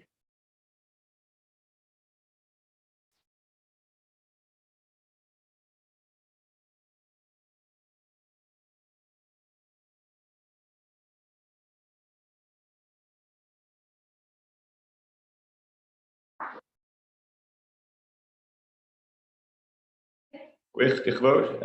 Dwi'n gobeithio bod llawer o chi yn gyfarwydd efo Carrieryddu'n barod, ond hyd yn oed os ydych chi yna, roedd bach o fwy o bodaeth ddim yn gobeithio. Felly, beth yn union ydy Carrieryddu? So, cynllun Partneriaeth ydy hwn, rhwng yr awdurdod, mynyddolaeth genedlaethol, Partneriaeth Llawer Agored a Cymdeithas yr Wyddfa hefyd.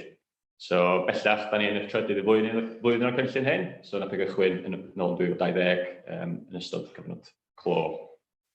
Felly, nod y cynllun yma ydy cael gwirfolwyr allan yn ardaloedd fwy o blogaidd, parc, honeypot areas, os lwcich chi.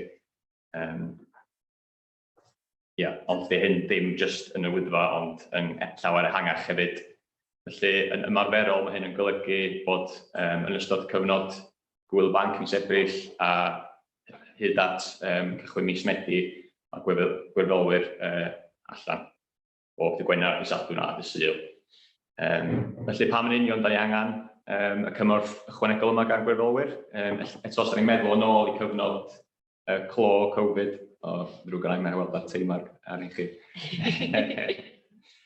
Meddwl yn ôl i'r cyfnod yna, ond y llawer o bryder ar ôl y cyfnod distaw na o ddim ymwelwyr yn y parc a'r nifer uchel ymwelwyr unwaith y cyfnod na dod i ben, so eto yna pryder bod lledaenydd o'r virus, a dyna pam gathon ni yn gychwyn y gwirfolwyr ychwanegol yma.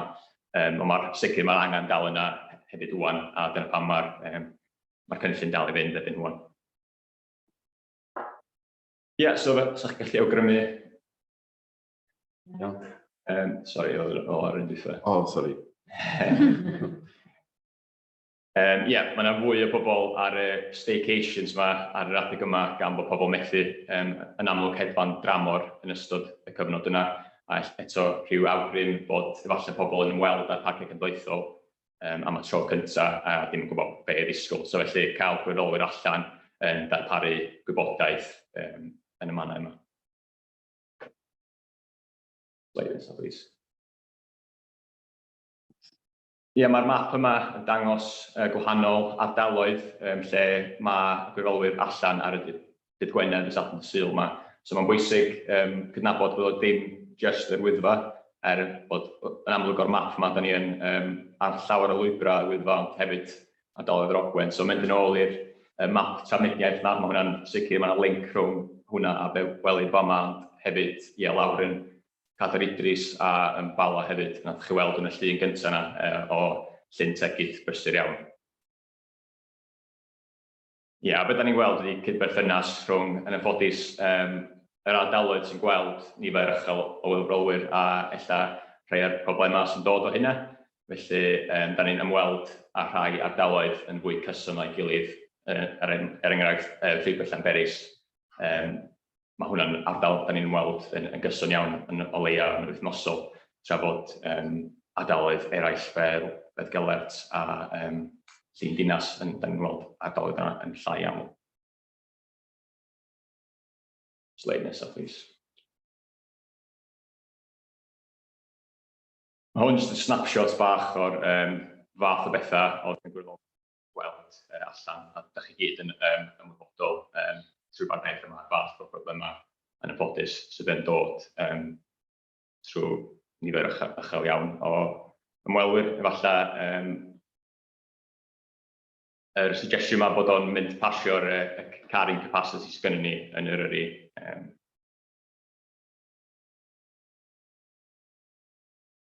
Slide nesaf, please. So mae yna dau brif elfen yn ystod y dynodi yma. So mae yna, fel chi ar 3 llun gyntaf, so mae hyn yn dynodi lle mae gwirfolwyr ni allan ar y llwybrau yn cael trafodaeth efo ymwelwyr, os yna'n darparu gwybodaeth ar trafnidiaeth, pa llwybrau gymryd, pryd i troi nôl ar mynyddoedd.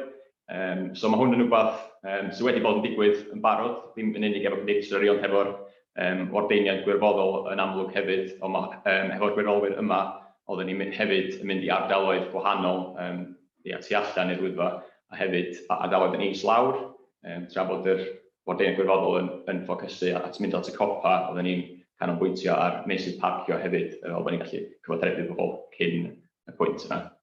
Welwch chi yn y lluniau gwylod fanna, so mae yna elfen o cynnal a chadw llwybrau a adeiladu llwybrau hefyd. So mae hyn yn golygu gweithio hefo'r awdurdod y parc, ond hefo'r ymddiriolaeth genedlaethol hefyd. So mae hyn sesiynau sy'n digwydd le dwywaith y mis. So gwaith efallai ddim mor glamorous fel clirio dreiniau peth allan, ond gwaith cyson sy'n golygu bod llwybrau'n parhau i fod o'n cyflwr da. Hefyd fel hyn, da ni'n gwneud arolygon sbwriel. So, na i ddangos bach o data chi yn y diwedd. So, ar bob un diwrnod, da ni'n cyfri y nifer o bagiau a pwyso sbwriel hefyd. So, gyda ni rhyw fath o data, so efallai sy'n gallu eto ffiti fewn i'r newyddion gres oedd yn dod amdano Wyddfa di-blastig hefyd. Slide nesaf, please. So, mae hwn yn mynd llaw yn llawr i efo'r gwaith ymarferol, ond da ni ddim yn unig isio bod mewn sefyllfa lle da ni'n delio efo'r problem unwaith mae ar y ddaear, ond mewn sefyllfa lle da ni'n eto gweithio mewn partneriaeth efo'r awdurdod i rhoi negeseuon allan. Yn trio canolbwyntio ar negeseuon positif, yn annog pobl i ddefnyddio trafnidiaeth gyhoeddus. Eto, yn lincio fyny ar gwaith sydd bod yn cael ei wneud fan'na yn gwella system Sherpa sydd weld yn weithio yn dda o beth da ni wedi bod yn neud ar ddaear lle. A hefyd, y negeseuon ar rhai o'r problemau da ni yn dod o draws fel cwn, flight camping ac yn y blaen. A wedyn, neu pobl yn ymwybodol bod llawer o'r gwaith yma sydd yn cael ei gwneud gan gwirfoddolwyr. A nid o yn bersonol os ydych chi fel cael gwynebau bobl yma ar y hysbyseb. So, bach o gyd-destun. So mae'r hysbysebau yma'n dod i fyny ar ffôn neu cyfrifiadur pobl ar Instagram a Facebook fel hysbysebau. Mae pobl yn chwilio amdan yr yrru. So, fel bod yn gweld hyn. Slide nesaf, please. So mae'r ffigurau yma ar gyfer blwyddyn dwytha, so mae hein yn dangos y nifer o bobl sydd wedi clicio ar y link a wedi gweld y ysbyseb yma, really. So, ie, mae'r niferoedd yma'n eitha impressive gweithio, a gobeithio bod neges yma wedi mynd trwad i'r pobl a bod wedi gwneud gwahaniaeth hefyd. Ie, mae mwy a mwy o bobl yn trafeilio allan efo'u ffôns yn bob man, so mae hwnna'n gyfle.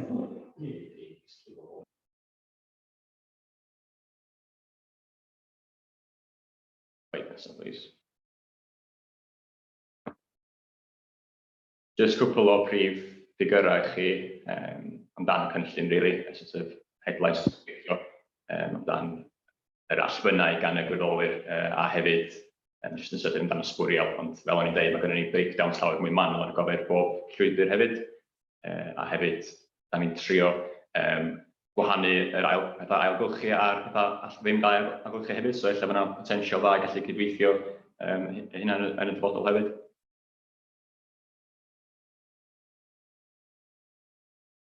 Slide nesaf, please. So eto, os da ni'n meddwl nôl i pa bryd nath y cynllun yma'n gychwyn ar ôl cyfnod y clo, o rhan bwysig o'r cynllun oedd yn isio rhoi gwaith a diolch i arweinydd mynydd lleol, llawer o'r arweinydd mynydd yma sy'n gwirfoddoli amser hefyd, rhai nhw'n wardeiniad gwirfoddol, so ffordd o rhoi wbeth yn ôl iddyn nhw, ond hefyd i nhw'n gallu defnyddio eu sgiliau a pasio maen eu gwybodaeth i'n gwirfoddolwyr ni. Mae llawer iawn yn wybodus iawn a hynna'n sicr o bob i'r cynllun. Lisa Wells nhw? Ie. So mae'r Lisa yn 1 o 8 oedd yn cyflwyno lot i'r cynllun. Oedd Lisa hefyd yn gwirfoddoli amser hefyd, so oedd yn gweithio Lisa yn bore. Slide nesaf, please. So fe awyddus iawn bod ni ddim yn unig yn cymryd gan y gwirfoddolwyr hyn, ond hefyd bod ni'n rhoi wbeth yn ôl iddyn nhw. So nath ni'n weithio yn agos efo Mike Crane ar y prosiect hyn. So un o'r agweddau oedd hyfforddi gwirfoddolwyr. Mae'r llun ar top ar yr ochr chwith yn canolfan ymwelwyr Betws y Coed. A'r fel ni'n trio wneud yma oedd rhyw fath o hyfforddiant i gwirfoddolwyr i paratoi nhw cyn i nhw mynd allan i grwpiau ar y diwrnodiau yna, fel bod nhw'n gwybod be i ddisgwyl. Dim yn unig hyfforddiant, oedden ni hefyd yn rhyw fath o wobr i gwirfoddolwyr oedd yn cymryd rhan. Gynnwch chi rec first aid course yn canol fan'na, a nath 7 gwirfoddolwyr hefyd gallu gwneud hyfforddiant arweinydd mynydd efo ni hefyd. Slide nesaf, please. So blwyddyn dwytha a blwyddyn yma, nathon ni'n rhoi arolwg allan, jyst i gweld beth o teimlad efo'r gwirfoddolwyr, a oedd o'n bositif ofnadwy o hynna gathon ni nôl. So mae 97% yna gyfer blwyddyn dwytha, ond mae hefyd yn 96% gyfer blwyddyn yma. A'r unig reswm o pobl ddim yn meddwl gwirfoddoli eto blwyddyn nesaf, oedd bod nhw ddim yn yr ardal i gwirfoddoli eto, so 100% yn dweud bod ni'n gwirfoddoli. O'r hynna nath atab. Rhaid bod ni'n ei wybod yn iawn. Slide nesaf, please. Mae'n bwysig cydnabod hwn fel prosiect partneriaeth yn amlwg, a mae hwn yn un o'r cryfderau mawr o'r cynllun hyn, really. Gweithio mewn ffordd agos iawn. Tîm craidd oedd allan ar ddeir o'r bob un o'r partneriaeth yna yn cael cyfarfodydd yn wythnosol. Nath ni cael defnydd o'r meddalwedd gwirfoddoli yma, My Impact, nath galluogi ni i gael llawer fwy o dyddiau na fysa ni fel arfer, a wneud yn siŵr bod pawb o'r staff ar yr un tudalen efo sydd defnyddio'r meddalwedd yna. A pawb yn gwneud defnydd rili o'r sgiliau eto o fewn gwahanol mudiadau yma. A be nathon ni weld yn sicr efo'r nath o ffitio fewn yn reit dda efo'r prosiect llysgennad. Nath ni llawer pobl yn dod trwy hwnna i wirfoddoli, a yn amlwg maen nhw hefyd yn llawer ohonynt yn arweinwyr mynydd, so nath yna weithio reit dda efo'r sgiliau yna o fewn y gwirfoddolwyr hefyd. A hefyd, na hein, yn amlwg y prif bartneriaid o fewn y cynllun, mae yna hefyd llawer iawn o partneriaeth ar lefel is efo, da ni wedi bod yn gwneud efo pobl lleol, os di o'n caffis lleol, tirfeddiannwyr, y fath yna beth. So mae'n hawdd iawn i ni mesur y cynllun o rhan faint o sbwriel da ni'n hel, ond beth sy'n llawer noddach i ni fesur ydy y chats na da ni'n gael o'n pobl ar y ddeud a'r effaith mae hynna wedi cael llawer iawn anoddach i ni fesur. So mae'n bwysig meddwl na hynna, rili. Diolch yn fawr. O gyda fi. Snapshot sydyn. Diolch yn fawr iawn, Dan. Unrhyw cwestiwn? Pete? John, Mary Kate a Dan. Just eisiau pensio yn gyhoeddus, ydy jyst yn diolch i chi beth chi wedi bod yn edrych yn helpu ni dros y ddau gyfnod Covid efo cario Eryri. Mae o'n bod yn ffantastig. Fydda'n rhoi nhw'n geiriau mewn ffordd beth chi wedi gwneud. Tydi pobl ddim syniad rili, faint o waith sy'n mynd i fewn i hwn yn y gefndir i trefnu yn y reoli'r. Ac dwi'n faint, ond da ni'n ogau o'r chi. Diolch. Diolch, Pete. Anjon. O'n i'n mynd i wneud yn union fi. Ac hefyd, dwi'n gwybod bydd i ddeud hyn i chi o blaen, ond da chi'n ymwybodol o'r arolygon bod Ben Porter wedi bod yn gwneud ar amrywio dros y 2 blynedd diwetha, ac mae o wedi nodi'n cyhoeddus yn heina bod yna llai o sbwriel eleni i gymharu efo llynedd, ond mae hwnna probably oherwydd y gwaith anodd iawn ydych chi hyd ar gwirfoddolwyr i gyd wedi bod yn gwneud allan ar y llwybrau. Ac dwi'n meddwl mae'n rili bwysig bod hwnna wedi cael ei nodi, a gobeithio nathach chi weld bod wedi cael dipyn o ymateb yn y wasg, ac oedd hwnna un o'r prif pethau ddath allan oedd y gwaith o'r gwirfoddolwyr wedi bod mor bwysig i helpu yn yr ardal. So, mae genna i peth arall hefyd, oedd fi a Molly a Simon Rogers o'r National Trust yn cael gyfarfod ddo efo Ben Porter, achos mae'r gwaith yna wedi dod i ben 2 blynedd wedi gweithio oherwydd wedi cael ei chybo gan y 3 partner wahanol. Ac dyn ni'n rili awyddus i cadw ymlaen be mae wedi bod yn gwneud a y negeseuon cry na, ac ella os oes na cyfle i plethu y gwaith yna i fewn i'r rhaglen cario Eryri, ac ella i Ben rhoi fath o hyfforddiant i'r gwirfoddolwyr i gallu cario ymlaen y negeseuon yma hefyd. So, os ydych chi'n weld cyfle yna,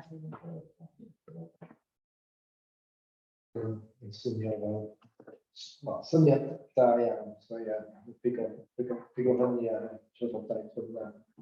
Dwi'n meddwl cwestiwn arall. So, symud i'r eitem o ola. Diweddariad o prosiectau eraill, Catrin. Diolch, John. Pwynt cyntaf sgynna fi ydy i jyst gwybodaeth i chi mewn ffordd ydy sôn am defnydd o'r enw yr Wyddfa ac Eryri. Fel da chi gyd yn gwybod, mae'n siŵr mae'r awdurdod wedi pasio rhyw thefnos yn ôl i newid sut maen nhw'n defnyddio'r enwa yn y Saesneg. Felly maen nhw, y canllawia swyddogol da ni wedi gael rwan. Mae hyn wedi bod yn digwydd ym Partneriaeth Yr Wyddfa'n eitha organig mewn ffordd, yn eitha naturiol ers yr cynllun gael ei sefydlu. Wedyn, ddim yn effeithio ar sut da ni'n defnyddio nhw o gwbl achos bod ni'n gwneud yn barod. Ond hyn da ni wedi gael gyn yr awdurdod lle ydy i ddefnyddio yr Wyddfa ar lafar ac yn ysgrifenedig yn y rhan fwyaf o achosion yn y Saesneg. Yr Wyddfa a wedyn Cronfacha Snowdon, lle mae angen sicrhau bod ymwelwyr yn gallu dod o hyd i'r wybodaeth o ran SEO, optimeiddio periannau chwilio. Ac os di ymwelwyr yn chwilio am Snowdon, da ni dal eisiau nhw fedru ffendio'r wybodaeth yna mewn ffordd. Mae o'n holl bwysig o ran cyfathrebu efo nhw. Gyda'r gobaith mewn chydig o flynyddoedd, fydd yr enw'n dod yn fwy cyffredin ac fydd pobl yn nabod yr enwa lle ac yn chwilio am heini, ond am y tro fel rhyw fath o gyfnod pontio fydda ni'n defnyddio'r Snowdon mewn cronfacha ar y we ac yn digidol ac ati. A'r un peth efo Eryri hefyd. Eryri a wedyn cronfacha Snowdonia, a wedyn Eryri National Park ar lafar ysgrifenedig a Eryri National Park cronfacha Snowdonia ydi o wedyn, yn ein eitha tebyg efo'r ddau enw lle. Wedyn jyst, gwybodaeth chi, dyna di'r canllawiau da ni wedi gael. Wedyn, yn ail sgyn ni fama di pen y pas. Fel ydych chi'n gwybod, mae pen y pas di dychwelyd wan ers dechrau mis Tachwedd i'r drefn talu ac arddangos yn ôl. A mae'r rhaid i ni wneud hyn mewn ffordd oherwydd y newid yn amserlen y bysus. Mae'n anodd i ni annog pobl i barcio Nant Peris os na oes a fys yn mynd i gyrraedd am 2 awr. Yn yr ha, mae'n hawdd oherwydd mae'r bus yn dod bob 1/4 awr, ond mae chydig bach yn anoddach efo'r amserlen yn y geia, wedyn mae'n rhaid i ni, so dyna di'r rheswm da ni'n mynd yn ôl i'r drefn rhag archebu, ac mae'n distawach wrth reswm hefyd. Ond mi fydda ni'n mynd yn ôl i'r drefn rhag archebu yn y Gwanwyn, i gyd-fynd efo pan fydd yr cyngor yn rhoi'r amserlen newydd ar gyfer y sirpa allan ar gyfer yr ha. Wedyn newid felly, da ni'n mynd i fod yn neud tan fydd yr amserlen wedi cael ei gwella allan y geia, gobeithio, dyna di'r gobaith. Wedyn, mae Gwynedd wedi sôn am yr app ac oedd Angela'n sôn amdani doedd o ran y parcio.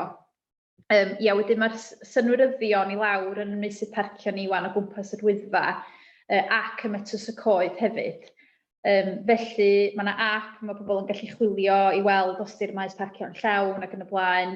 Nathon ni lansio hwn yn hwyr yn yr ha, felly da ni'n wedi cael adborth, da ni'n wedi gweld yn iawn sut mae o'n gweithio i ddeud y gwir. Felly rhan nesaf fydd y prawf i weld os ydy o'n gweithio a fydda ni'n adolygu fo'n yr rhan nesaf. Ond beth sy'n mynd i fod yn ddefnyddiol i ni rwan ydy'r data. Da ni'n medru gweld sut mae pobl yn defnyddio'r meysydd parcio, wedyn bydda ni'n cael golwg ar y data yna, a allan neith o helpu yr awdurdod i feddwl am ella bod ni angen newid amseroedd aros ac yn y blaen, i gyd-fynd efo be mae pobl eisiau. Wedyn bydda ni'n edrych yn agos ar hwnna dros y geia ac yn gweld os allan ni ddysgu unrhyw wersi o sut maen nhw'n cael eu defnyddio. Mi fydd na staff, dwi'n isa'r grŵp, yr UK Transport Grŵp di enw fo, a mae o'n cynnwys swyddogion sydd yn ymwneud efo prosiectau parcio thrafnidiaeth yn y parciau cenedlaethol eraill i gyd drwy Brydain.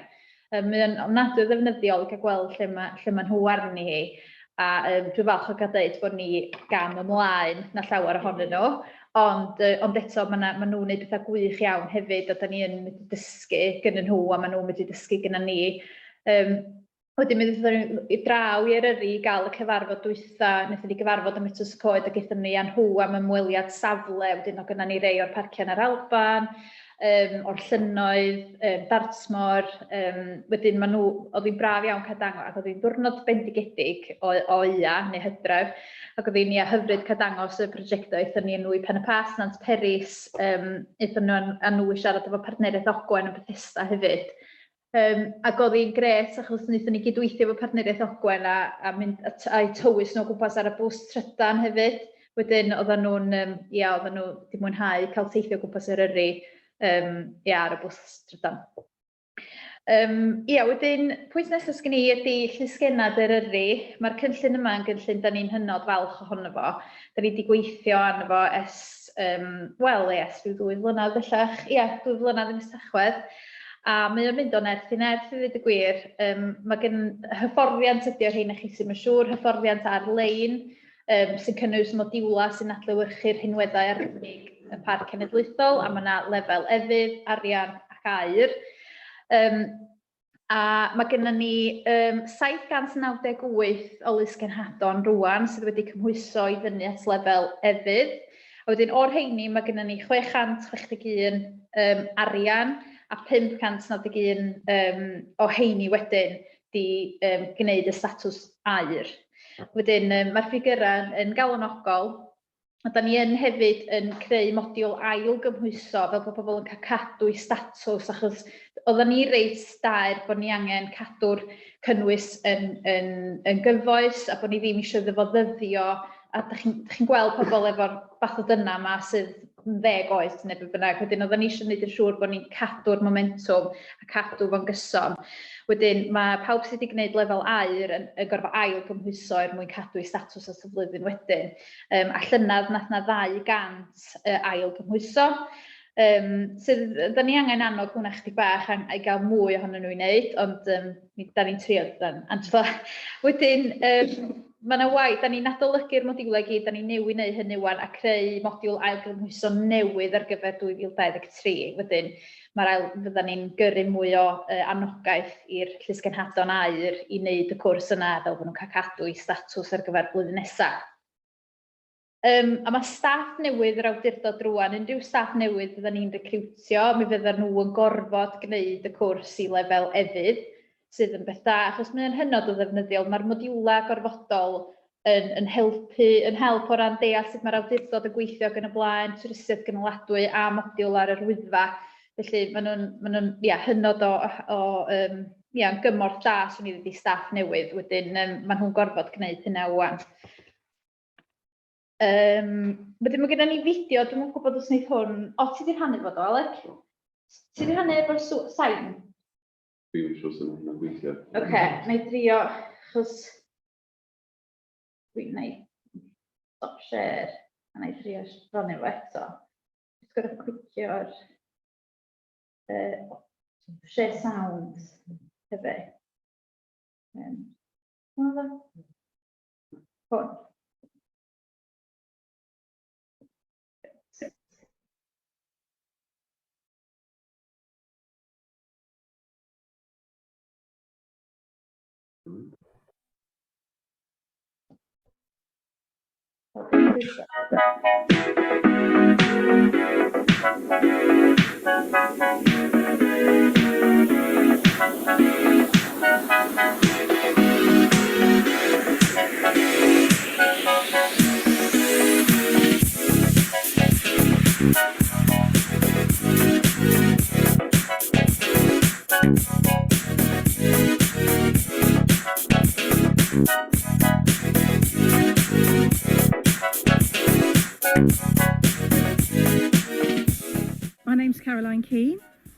I come from Sussex originally and moved here to the outskirts of Bala 6 years ago. Last summer I opened a bed and breakfast in one of the barns opposite my house, and it was full last year after lockdown restrictions were eased. This year it's been half full, and there are so many outdoor attractions on the doorstep that it's a perfect location for people to come and explore the national park.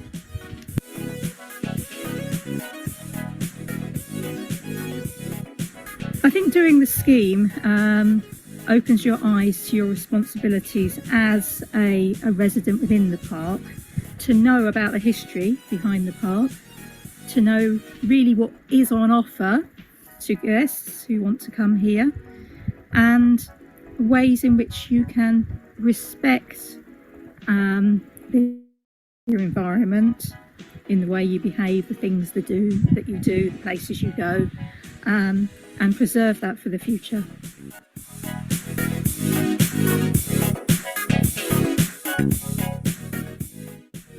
Of course, everybody that comes here talks about the Wyddfa or Snowdon. Many of my guests don't even know the proper Welsh name for Snowdon. So the course I particularly liked was History of Wyddfa. I learned a lot of facts I had no idea about, but I particularly liked that course because it was full of useful information to make any trip or climb of a Wyddfa safe, sensible, prepared. I particularly liked the 6 routes to the summit and the information about the app that's available to follow your climb as you go, that doesn't need internet, GPS related. So that was full of information that was relevant, useful to my guests, and I have made it so available in the room for reading before they go.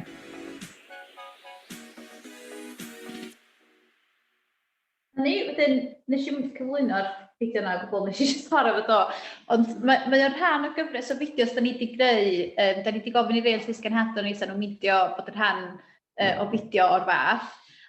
Mae o'n well ac yn fwy effeithiol dwi'n meddwl na jyst ni'n brolio'r cynllun, bod nhw'n siarad amdano fo, maen nhw'n mynd i fod ar gael ar YouTube ar hyn o bryd yn Gymraeg ac yn Saesneg. Mae Caroline wedi dysgu Cymraeg ers pan mae'n byw yma, chwarae teg. A wedyn mae gennym ni wely a brecwas plas coch yn Llanberis wedi gwneud fideo hefyd, a Elin Aron o Pizza a Paint yn Gall y Glyn yn Llanberis. Wedyn, da ni'n mynd i fod yn rhannu'r fideos yna wwan dros y geia i drio annog mwy o fusnesau i gymryd rhan yn y cynllun.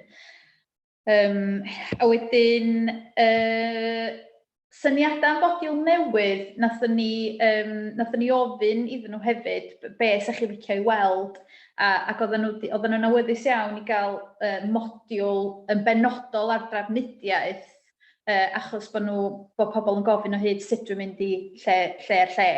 Wedyn oedden nhw'n deud saf o'n wych i gael modiwl syml a hawdd ar drafnidiaeth. A wnaethon nhw, oedd rhai'n sôn hefyd sy'n nhw'n licio gwybod mwy am amaeth yn yr ardal. Wedyn, ella neu gysylltu Iestyn a Gwynedd efo chi i weld os oes o bodd creu rhyw fath o fodiwl neu ella cydweithio efo rhywle fel Llandrillo neu rhywle i greu modiwl ar y cyfer nhw gan bod nhw wedi gofyn. Gewch chi ddod i fewn nes ymlaen os oes gennych chi rhyw sylw ar hynna. A wedyn, pythefnos yn ôl wan, oedd yr wsos, wnaethon ni, am bod ni'n mynd i medru cyfarfod yn Llysgenhadon o gwbl, ella dan Americaeth, ella bod chi'n nabod nhw well na da ni'n nabod nhw. Da ni'n mynd i medru gweld nhw drwy Covid oherwydd bod yr hyfforddiant gyd i bod ar-lein. Ond oedden ni'n awyddus i ddiolch iddyn nhw am bod yn Llysgenhadon ar y rhannu ac am wneud yr holl fodiwla ac yn y blaen. Wnaethon ni drefnu wythnos o ddigwyddiadau lle oedd gennym ni sgyrsia nath Pete sgwrs do.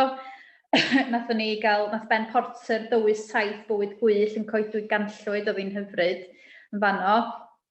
Nath Naomi wneud sgwrs yn yr ysgwrn ar dreftadaeth ar dydwy. Nathon ni hefyd, oedden ni'n mynd i gael sgwrs dan y ser gyn Dani yn swyddog awyr dywyll ni yn Llynau Crygynnen, ond oedd y tywydd yn anffafriol doedd. Felly, wnaethon ni gynnig y digwyddiadau yma yn hollol am ddim yn Llysgenhadon ni. Oedden ni'n eitha siomedig efo faint nath ddangos diddordeb i ddweud y gwir. Dwi'm yn gwybod os ydy radag o'r blwyddyn ddim yn helpu, neu ella bod gennym ni ormod o ddigwyddiadau ymlaen, dwi'm yn gwybod, ond wnaethon ni wedyn agor nhw allan i'r cyhoedd a gaethon ni chydig bach mwy o ddiddordeb wedyn. So oedd yr nifer nath fynychu yn amrywiol, ond ar y cyfan gaethon ni ddigwyddiadau da, nath ddod i'r ddigwyddiadau gael lot allan ohonyn nhw. Mae hwnna'n rhywbeth da ni'n mynd i fod yn ei ddatblygu eto o ran cynnal digwyddiadau a cyfarfod yn Llysgenhadon wyneb yn wyneb rwan wrth bod ni'n medru, diolch i'r drefn am hynny.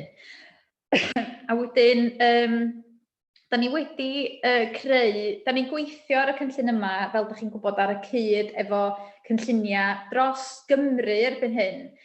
Mae Sir Ddinbych, Conwy, mae Cyngor Gwynedd ar fin lansio, mae Ynys Môn ar fin lansio i cynllun Ceredigion, Caerfyrddin, Banau Brycheiniog hefyd, i gyd yn mynd i ddod o dan faner Llysgennad Cymru. A da ni wedi cydweithio ar god ymddygiad. Dim bod ni eisiau bod yn rhy ffurfiol neu'n rhy llawdrwm yma'n Llysgenhadon ni, da ni dal eisiau gael ei weld fel rhywbeth positif a chyfeillgar. Ond mi wnaethon ni gael chydig o achosion yn ystod Covid lle o'na Llysgenhadon allan ar y mynyddoedd yn dweud, da ni'n cael bod yma achos da ni'n Llysgenhadon Eryri, sydd yn hollol, ddim yn wir. So da ni jyst eisiau pwysleisio'r ffaith, dydyn nhw'n cael dim hawliau ychwanegol, maen nhw yna fel arbenigwyr i fod yn wynach na gwyn os liciwch chi, ac i wneud bob dim da ni'n ddisgwyl ohonyn nhw i wneud. Felly mae yna rhyw god syml iawn, mae wedi cael ei eirio'n gyfeillgar iawn, a mi fydda ni yn rhoi hwnnw ar y wefan, a pan mae'r llysgenhadon yn cael ei e-byst i llongyfarch nhw lle, bydda ni just yn cyfeirio at y cod yn hwnna, just cynnwys link iddo fo lle. A hefyd, mi nath Llysgenhad Cymru, y fanner sydd yn cynnwys yr holl gynlluniau, ennill gwobr yn wobrau Go North Wales Tourism Awards yn y categori Go Skills, a dyn ni'n falch iawn o hynny, oedd yr seremoni rhyw bythefnos yn ôl. Wedyn, dwi'n meddwl y bydden ni'n gwneud rhyw fath o ddatganiad neu yn rhannu rhyw chydig mwy o wybodaeth am hwnna yn fuan. Arolwg Ben Porter hefyd wedi cael ei gyhoeddi, dydy yr arolwg 30 blynedd rwan, de. Mae hwnnw hefyd ar wefan yr awdurdod os nad ydych chi wedi weld am barod. A wedyn ap llwybrau yr Wyddfa, mae hwn yn wahanol i'r un parcio. Hwn di'r un oedd Caroline yn sôn amdano fo, lle mae'n gweithio hollol offline a mae o'n dilyn chi fyny wrth i chi gerdded. Nathon ni lansio hwn yn 2020, a ar Apple ac Android yn 2020, nath na 1,895 gael ei lawrlwytho o'r app. Erbyn 2021, oedd na 8,021 wedi cael ei lawrlwytho, ac erbyn hyd yma, lenni, mae yna 10,912 wedi cael ei lawrlwytho o'r app. Wedyn mae hwnna yn cynyddu. Wedyn, da ni rwan wedi ail-wneud yr app fel bod ti'n hollol hygyrch ac yn cydfynd efo'r ddeddf o ran bod apiau yn hollol hygyrch i ddefnyddwyr efo tecs a efo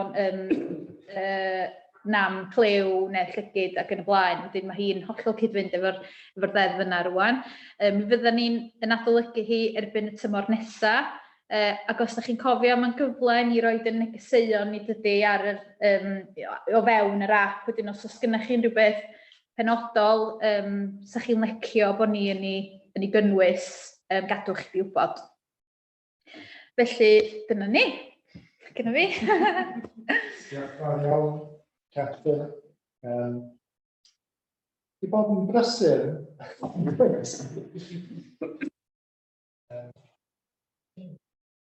Oes unrhyw cwestiwn ar diweddariad yna? Alla i ddim weld y chat, so just da ni'n dod i unrhyw cwestiwn arall, unrhyw fater arall anyway, so, okay. Iawn, okay, well, diolch fawr iawn am I'm sorry, Gwyn. Maybe it's not. At a recent meeting, it was said by National Park executive that Yr Wyddfa was nearing its capacity, and that the National Park might be having to invoke its statutory purposes. I mean, that's news to me. I don't know what those metrics look like. I don't know who's monitoring the statistics, who's analysing them, but obviously it was a matter of concern as a local business about the messaging that might present if that was suddenly to come out, that was an issue that the authority was either considering or about to do. Angela. Thank you. Yeah, not that I'm aware of. I'm not sure where that one came from. I think I saw that somewhere as well. I don't know quite where. Potentially, I mean, one of the things we've been discussing is carrying capacities, Dan mentioned earlier, of various places and how to measure them. And one of the things that we've discussed is places such as Gwynedd is clearly over its carrying capacity because the car park is full too soon, and then there's obviously chaos for the community in the area. But I can't comment on that specific element. I haven't been part of it. Okay, outside the meeting, I'll share it with you. Yeah. So about that. But I mean, it's not something that's been discussed generally in myself.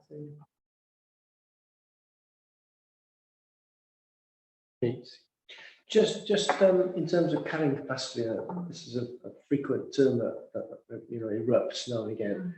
I mean, we've faced two of the most difficult periods that National Park has ever faced post-COVID, and our statistics, because we collect data for visitor numbers on the ground, and the data shows us that July, August, September, whereas the normal statistical profile would be sort of February, March, Easter, all the way over to September, and it'd be that kind of shape. what happened it did this. So July, August, September, we had the same numbers of people here, but within the 3 or 4 months. And then that period of August, where we went beyond kind of 5, 6, 7%, 8%, and that was the problem. Given that we've over COVID, quite literally myself, you might end up in some kind of mean next year, whereby we might see, more normal levels. So the next year will be the supreme test, I would imagine. Okay. I'd just add to that, one thing I should say is, of course, we are working on the long-term kind of vision for the area with the authorities and the businesses and communities for looking at a future sustainable future. So sort of cynllun economy and well-being and so the visitor economy, a sustainable visitor economy towards the future. So so that is in hand with the tourism sector. So okay. I'll just bring Charles in quickly. Thank you, Chairman. Just a quick one. You basically answered my first question. Was this going to be rolled out to the other national parks in Wales, which obviously it is, which is great news to hear. Secondly, you mentioned about agriculture and everything else. That's great. All I would say on that one is, and I'm sure I haven't seen the syllabus, so obviously I might already be saying something that you've already captured, but clearly when you're talking about access to agricultural land, it would be very useful in my book that they actually stick to footpaths and actually respect the farmer's land that they're crossing, because after all, he has to make a living and it's his shop floor. And I think that is a point, especially with dogs and stock and all that sort of thing. It just needs to be emphasized time and time again that someone actually owns that land and is trying to make a living off it. Thanks, Charles. Gwyneth? Yeah, just to add, we just ychwanegu ar be mae Charles yn dweud, wrth gwrs, efo modiwl sy'n ni'n meddwl bod yn hanfodol bod yna modiwl amamaeth i fewn yn y cynllun llysganadon. Hyd yn oes efo jyst yn amserlen amaethyddiaeth am y flwyddyn y tymhorau gwahanol, beth sy'n digwydd ar y tir ar y tymhorau gwahanol, ac wrth gwrs elfen bwysig arall yw'r iechyd a diogelwch. Mae yna beriannau mowr ar ffermydd yma. Mae eisiau bod yn ofalus pan bod rhywun yn mynd o gwmpas ierdydd ffermydd ac yn y blaen. So, jyst hyd yn oed y ddau agwedd yna, sy'n ni'n meddwl mae'n bwysig tynnu sylw at ymwybyddiaeth mewn ffordd, ac wrth gwrs oedd Charles yn sôn am cwn a cadw cwn a denyn ac yn y blaen. A dim problem i chi gysylltu eto i drafod ymwellad. Sorry, John. Mae gennym ni y codd cefn gwlad ac yn y blaen, da ni'n annog pobl efo cwn a denyn ac yn y blaen drwy'r modiwl twristiaeth gynaladwy, dwi'n meddwl mae yna bendant lle i amlygu hynna does Angela a creu modiwl penodol ar amaeth ydyn, ie. Byddai mewn cyswllt Gwynedd bendant. Right. Diolch yn fawr iawn pawb. Trafodaeth difyr. Gael eich dweud, dwi wedi mynychu cwpl o gyfarfodydd hybrid, ond heddiw wedi bod yr un gyntaf llwyddiannus. Mae'n pwynt pwysig, cos mae'n hwyluso ni i cael cyfarfodydd mwy cynaliadwy ac gadael i chi ar y sgrin bod yn rhan o cyfarfod os ydych chi bell ffwr ar amser. Mae'n peth positif iawn ac so diolch am wneud y trefniadau a wneud o i weithio. Diolch i bawb sydd wedi gyfrannu a wneud o. So da iawn. Emma, quickly. I'm very sorry, John. I just missed whether we'd gone into any other business or not. I just wanted to raise one point, which was where are we at with the ground conditions reporting and the contract for that? And where are we at in terms of meetings for Mountain Safe now? Are those carrying on? Is there now time? Could we have one given that we've had the first snow on the top of Snowdon a couple of weeks ago? Is that a sort of subject we can revisit and re-establish regular conversations between all the stakeholders on safety? Because I think it's going to be really important. There was a press release, wasn't there? There was the ground conditions report. It has been awarded, the contract's been awarded, and it started again. Yeah. Who's it been awarded to? Gerwyn Maddock. So that's just about starting now, isn't it? It started 2 weeks ago, I think it was. Yeah. Alla i ddod i fewn yma os ydych chi eisiau, Angela, sori, Bethan sy'n yma. Please, Bethan, great. Yeah, I can reply to that. So as Katrin and Angela just said, it was awarded the first, I think the first time he went out, Gerwin Maddock Jones from mynydd llawr, I think his business is called, went out on the 1st of November, and he posts regular updates on the Twitter and our National Park webpage. It's all looking really good, getting really good responses, so that's all sort of going ahead nicely.